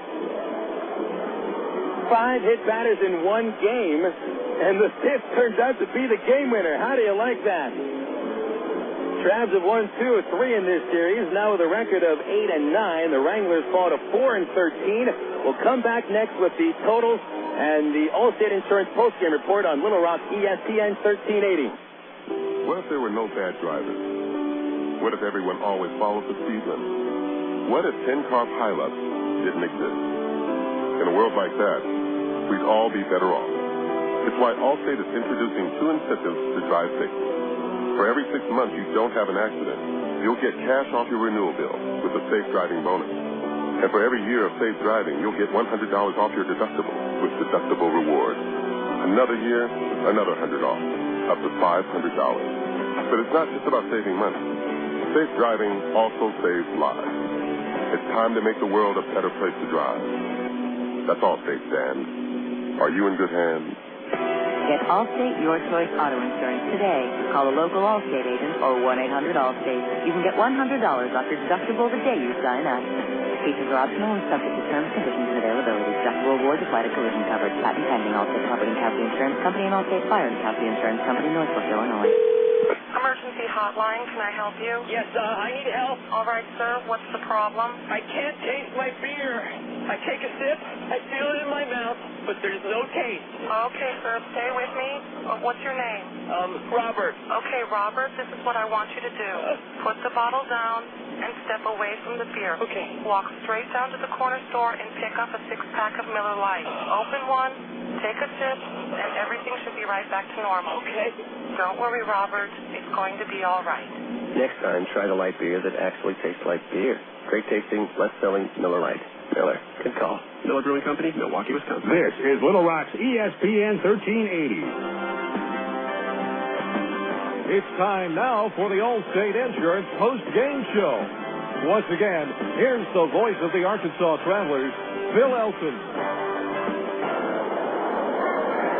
What a way to end a game, folks. Just the other day, I had been talking about how the Travs have won games in the last inning against Wichita in the past 6 years in some very interesting ways, and that we've had a walk-off balk, walk-off walk, walk-off homer, and now a walk-off hit batter. We're just inventing ways to win games against the Wichita Wranglers since the Angels became the affiliate in 2001. Bill Elson with you. Let's get to the unofficial final totals of this game. For the Wichita Wranglers, it's 5 runs on 10 hits, 1 error, and 6 stranded. The Travelers' totals are 6 runs, 10 hits, no errors, and 12 men left on base. The winning pitcher today is Tim Bittner. He's 2-0, and Derek DePriest was the losing pitcher. He's 0-2. Time of game, 2 hours, 58 minutes. Paid attendance, 2,885. The win puts the Travelers at 8-9, while the Wranglers fall to 4-13, and the season series remaining in the Travs' favor, Arkansas 6-2 versus the Wichita Wranglers. Recapping this game, the Travs got up to a heavy start today against the starting pitcher Ryan Snare. He hit Aaron Peel with the pitch with 1 out and no one on in the first inning. Brandon Wood then took a walk, and Snare walked Matt Brown to load the bases for Mike Elward. Elward hit a chopper to the hole at shortstop, and he was able to beat the throw from Ángel Sánchez, and that scored Peel from third base to put the Travelers ahead 1-0. Bobby Wilson then followed with a sacrifice fly to center, scoring Wood from third, and that made it 2-0. The Wranglers got their first run of the game against the Travs starter James Holcomb in the top of the second, a leadoff double by Billy Butler to the right field corner. He would move to third base on a bunt single by Mitch Maier, and then Butler scores when Chris Levansky grounded out on a hit-and-run play. But after that, Holcomb retired 15 consecutive hitters. As he did so, the Travs built up a 5-1 lead. In the third inning, Wood led off with a double to right center. He would score when Mike Elward poked one between first and second, and then Elward scores all the way from first on a double to right center by Bobby Wilson. So the Travs had a 4-0 lead after the third inning. 4-1 lead after the third. They make it 5-1 in the fourth. Casey Smith leads off with a single. Bacon sacrifices into second base, and a 2-out single by Brandon Wood stroked to left field made it 5-1. So it seemed the Travs would be cruising at that point. Holcomb went into the seventh inning with that string of 15 batters set down in order, but that seventh inning would prove to be a tough one as he allows a leadoff single to Alex Gordon, followed by Billy Butler's base hit, moving Gordon to third. A sac fly by Maier to left field for the first out, brought in Gordon, cutting the Traveler lead to 5-2, and then Aaron Pullen was called in out of the bullpen. Pullen facing Chris Levansky, and Levansky doubled off the right center field fence. That moved Butler to third, so second and third, only 1 out, and Adam Kime would find a gap in center field for a bloop single, bringing home Butler and cutting the Trav lead to 2 runs. But then, after a walk to Kila Ka'aihue that loaded the bases, Matt Tupman tied the game with a 2-run single to right field, and then Pullen stayed of the game. He walked Sanchez to reload the bases, and that was it for Aaron. Bill Edwards came out of the pen, and he came on and caught Donnie Murphy looking for the second out and got Alex Gordon to softly line out to second base to end the inning, and the Wranglers would not come close to scoring the rest of the way. The Travelers scored the winning run in the ninth after Jesse Smith pitched the scoreless eighth, and Tim Bittner got through the ninth inning, leaving a runner at second base. Bottom of the ninth for the Travelers began with a double by Matt Brown over the third baseman's head. For Brown, it was his 6th double of the year and his only hit of the game. Then Derek DePriest intentionally walked Mike Elward. Bobby Wilson gets down a sacrifice bunt. Another intentional walk would put Gates on base, and the bases will be loaded for Jason Esposito facing the left-handed pitcher, Nate Holscher. Holscher, who missed with the first pitch, tried to spin a curveball over the plate. Esposito, I wouldn't say he tried to get out of the way. His shoulder kind of moved towards the plate, in towards the ball, got hit on the right shoulder. The fifth hit batter of the game wins it for the Travelers. Final score, Trav 6, Wranglers 5. Coming up next on the Allstate Insurance postgame report, we'll have the scores from the Texas and the Major League here on Little Rock's ESPN 1380. Coca-Cola, this is Mitchell. My friend's brother is a molecular biologist, and he was saying the only way you could have gotten Coke Zero to taste like the regular Coke was to engineer it in space. I would not. Well, no, but think about the whole zero factor, like zero gravity. It makes perfect sense. Zero is for the 0 calories. Just stop pretending that you don't engineer Coke Zero in space. Can you do that? I wish I could speculate on that, sir. The next launch. I just want the time for the next launch. Coca-Cola Zero. Real Coke taste. 0 calories. Your world is suddenly changing for the better, all because two great companies that you know and trust, have now joined forces to deliver the world that matters most. Yours. AT&T, with its passion to invent, and FCC, with its drive to deliver, have come together to create the most complete and secure network with products and services to keep you connected to work, home, to life. Introducing the new AT&T, your world, delivered. This is Little Rock's ESPN 1380. Travs winners today, 6-5 over the Wichita Wranglers. It's the second home victory for the Arkansas Travelers. Now at Raymonder Field, they have 2 wins and 6 losses, while the Wranglers fall to 3-9 on the road. Checking the scores from around the Texas League. We will begin with action at Frisco, where the Corpus Christi Hooks are about to finish off the Rough Riders. It's 12-2 Hooks in the bottom of the ninth. Davidson, a pair of home runs for the Hooks. We don't even know what his first name is, and didn't know who he was. But he's hit 2 home runs for Corpus Christi, about to win for the 5th time in 6 games. One other game in progress right now. It's at Midland, where the San Antonio Missions currently lead the Rockhounds 1-0. They're in the bottom of the 4th. Missions trying to end a losing streak which has reached 7 games in a row. And Springfield and Tulsa will be starting with first pitch in exactly 1 hour. Over to the Major Leagues. We've got plenty of final scores. The Philadelphia Phillies got 2 homers from Ryan Howard for a 4-2 victory over the Florida Marlins. Howard now 5 home runs on the year. Myers gets the win. Meter the loss. Gordon saves his 5th, and Miguel Olivo accounted for the Marlins home run. It was his 3rd. Cincinnati shuts out Milwaukee 11-0. That was the same score the other way around yesterday. Milwaukee beat the Reds 11-zip. The Reds turn it around today. Aaron Harang tosses a 5-hit shutout, and Brandon Phillips hits his 3rd home run. Cincinnati goes to 12-7 with the win, and the Brewers fall to 9-10. Houston beats Pittsburgh 7-2. The Pirates with a National League worst record of 5-15. Houston 13-5. Roy Oswalt goes to 4-0 with the win. Paul Maholm took the loss. He's 0-3. Morgan Ensberg homered for the 9th time. Craig Biggio hit his 3rd. Freddie Sanchez went deep for the Bucks. And the Cubs upend the Cardinals today, 7-3 at New Busch Stadium. Greg Maddux is 4-0 with the win. Jason Marquis takes the loss. He's 3-1. Aramis Ramirez and Jock Jones go deep for the victorious Chicago Cubs. In the American League, it was the Kansas City Royals beating the Cleveland Indians 5-1. That's 2 wins in a row for the Royals. Jeremy Appelt, the winner, is 1-2. Jason Johnson, the losing pitcher, 2-1. Ronnie Belliard hit his 2nd home run, and I can't believe I almost said Rafael Belliard hit a homer because he hit 1 in about a 14-year Major League career. Texas, with 6 runs in the bottom of the 3rd, defeat Tampa Bay 8-3. Casey Fossum took the loss, and John Carranca was the winning pitcher. He's 3-1. Rangers at 4 homers today. Paul Nevin, Mark Teixeira, Hank Blaylock, and Kevin Mensch. Damon Holland and Johnny Gomes went deep for the losing Tampa Bay Devil Rays. White Sox 7, Minnesota 3. Joe Creedy and Brian Anderson go deep, but Jose Uribe hit 2 home runs. Jose Contreras, the winning pitcher, is 3-0. And Jose Silva took the loss. Minnesota's bright spot was a home run by Joe Mauer. The Boston Red Sox double up Toronto 6-3. Poppy, Big Poppy, with his 8th home run of the season. Matt Clement, the winner, is 2-1, and Jonathan Papelbon saved his 8th. Josh Towers, 0-4, is the losing pitcher for the Blue Jays. They did get a home run from Greg Zahn. It was his 2nd. The Yankees over the Orioles today, 7-1, with Randy Johnson winning his third against 2 losses. Bruce Chen falls to 0-3. Jason Giambi continues with a strong start, 2 homers, now a 7 on the year, and Miguel Tejada went deep for the losing Orioles. In progress at the top of the 9th inning in Oakland, the L.A. Angels lead the A's 4-3, and it's Vladimir Guerrero with his 4th home run of the season. Milton Bradley and Nick Swisher also went deep for the A's. Detroit 6, Seattle 1, bottom 8 in Washington. Craig Monroe, the only home run of the game for the Tigers, his 5th of the year. The Giants of the Rockies are playing extra innings. Bottom of the 10th, tied at 2. The Rockies have a runner at second with 2 outs. Eli Morera went deep earlier for the Rocks. San Diego 6 and the Mets 4. That's in the bottom of the 6th at Petco.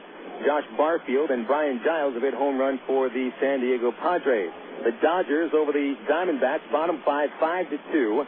That's at Dodger Stadium. And later tonight at RFK, it's John Thompson for the Atlanta Braves taking on the Nationals, Tony Armas Jr. You're now up to date on all the scores from the Texas and Major Leagues on the Southwest Airlines out-of-town scoreboard. Don't forget, you can always log on for low fares online at www.southwest.com. The Travs are the victors today, 6-5 over Wichita, and we'll wrap up the broadcast after this on Little Rock's ESPN 1380. You signaled your turn. You merged without cutting anyone off. You stopped because the light was red. Through rain and sleet, through dark of night, 365 and 1/4 days a year, you drive safely. Now Allstate rewards you for being the hero you are. Introducing the Safe Driving Bonus. For every 6 months you don't have an accident, Allstate will give you an extra bonus. Actual cash off your renewal bill. That's on top of any discounts you've already received. It's time to make the world a better place to drive. That's Allstate, Stan. Are you in good hands? Get Allstate Your Choice Auto Insurance today. Call a local Allstate agent or 1-800-ALLSTATE. You can start earning your safe driving bonus the day you sign up. Features optional and subject to terms, conditions, and availability. Patent pending. Allstate Property and Casualty Insurance Company and Allstate Fire and Casualty Insurance Company, Northbrook, Illinois. Of all the days of the week, it seems that Mondays are everybody's least favorite day. Well, the Travs and the Arkansas Democrat-Gazette have a reason for baseball fans to look forward to Mondays. That's because Mondays are Democrat-Gazette family night here at the ballpark. You just pick up a copy of Monday's Democrat-Gazette, and you'll find a discount family ticket right there in the sports section. That's right. It's a coupon that admits the whole family for just $2 a person. Hey, Mondays don't sound so bad anymore. This is Little Rock's ESPN 1380. Back at Ray Winder Field, where the Arkansas Travelers defeat Wichita 6-5, as Jason Espedo is hit by a pitch with the bases loaded to force in Matt Brown with the winning run. And the Travs got hit by 5 pitches today.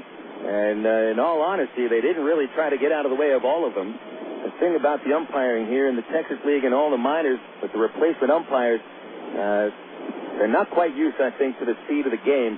And I hate to complain a little bit about a Traveler win, but I do feel like the Wichita Wranglers may have been gypped a little bit. Thing is, the Travs did play a good game, and they were set up in the 9th inning for the winning run, whether Espedo was hit by the pitch or not. So who's to say that if Espedo doesn't get hit by the pitch, that he doesn't drive in the winning run anyway. Travs got the win 6-5. Here are the official final totals. For the visiting Wranglers, 5 runs, 10 hits, 1 error. They stranded 6. Travelers scored 6 runs on 10 hits with no errors. And Arkansas today strands 13. Your winning pitcher is Tim Bittner. He goes to 2-0 with the victory with a scoreless 9th inning. Derek DePriest takes the loss, and he falls to 0-2. Time of game was 2 hours and 58 minutes with paid attendance at 2,885. The victory puts Arkansas at 8-9, currently 3.5 games and back of first place Tulsa, while Wichita falls to 4-13, 7.5 games out. Game 4 of the series tomorrow. We'll see the Double-A debut of hard-throwing right-hander Rafael Rodriguez, who was 3-0 with a 0.53 ERA in the California League. He'll be going up against a Double-A veteran in the form of Kyle Middleton, another right-hander who is 0-1 with a 5.17 ERA. If you're looking for a discount ticket for tomorrow's game, you can find it in the sports section of the Arkansas Democrat-Gazette. It'll get you in for $3. And don't forget, the gates will open at 6:10. First pitch at 7:10. If you can't be at the ballpark, join me. I'll have the ITT Tech pregame show at 6:50 right here on your home for Traveler Baseball, Little Rock ESPN 1380. So a big thanks back at the studios to Brad Hicks and the folks at MinorLeagueBaseball.com getting us on the internet, and to you fans for staying along for this beautiful Sunday afternoon in Ray Winder Field. The Arkansas Travelers with a 6-5 win over the Wichita Wranglers. This is Phil Elson. Have a great Sunday. We'll talk baseball again tomorrow night.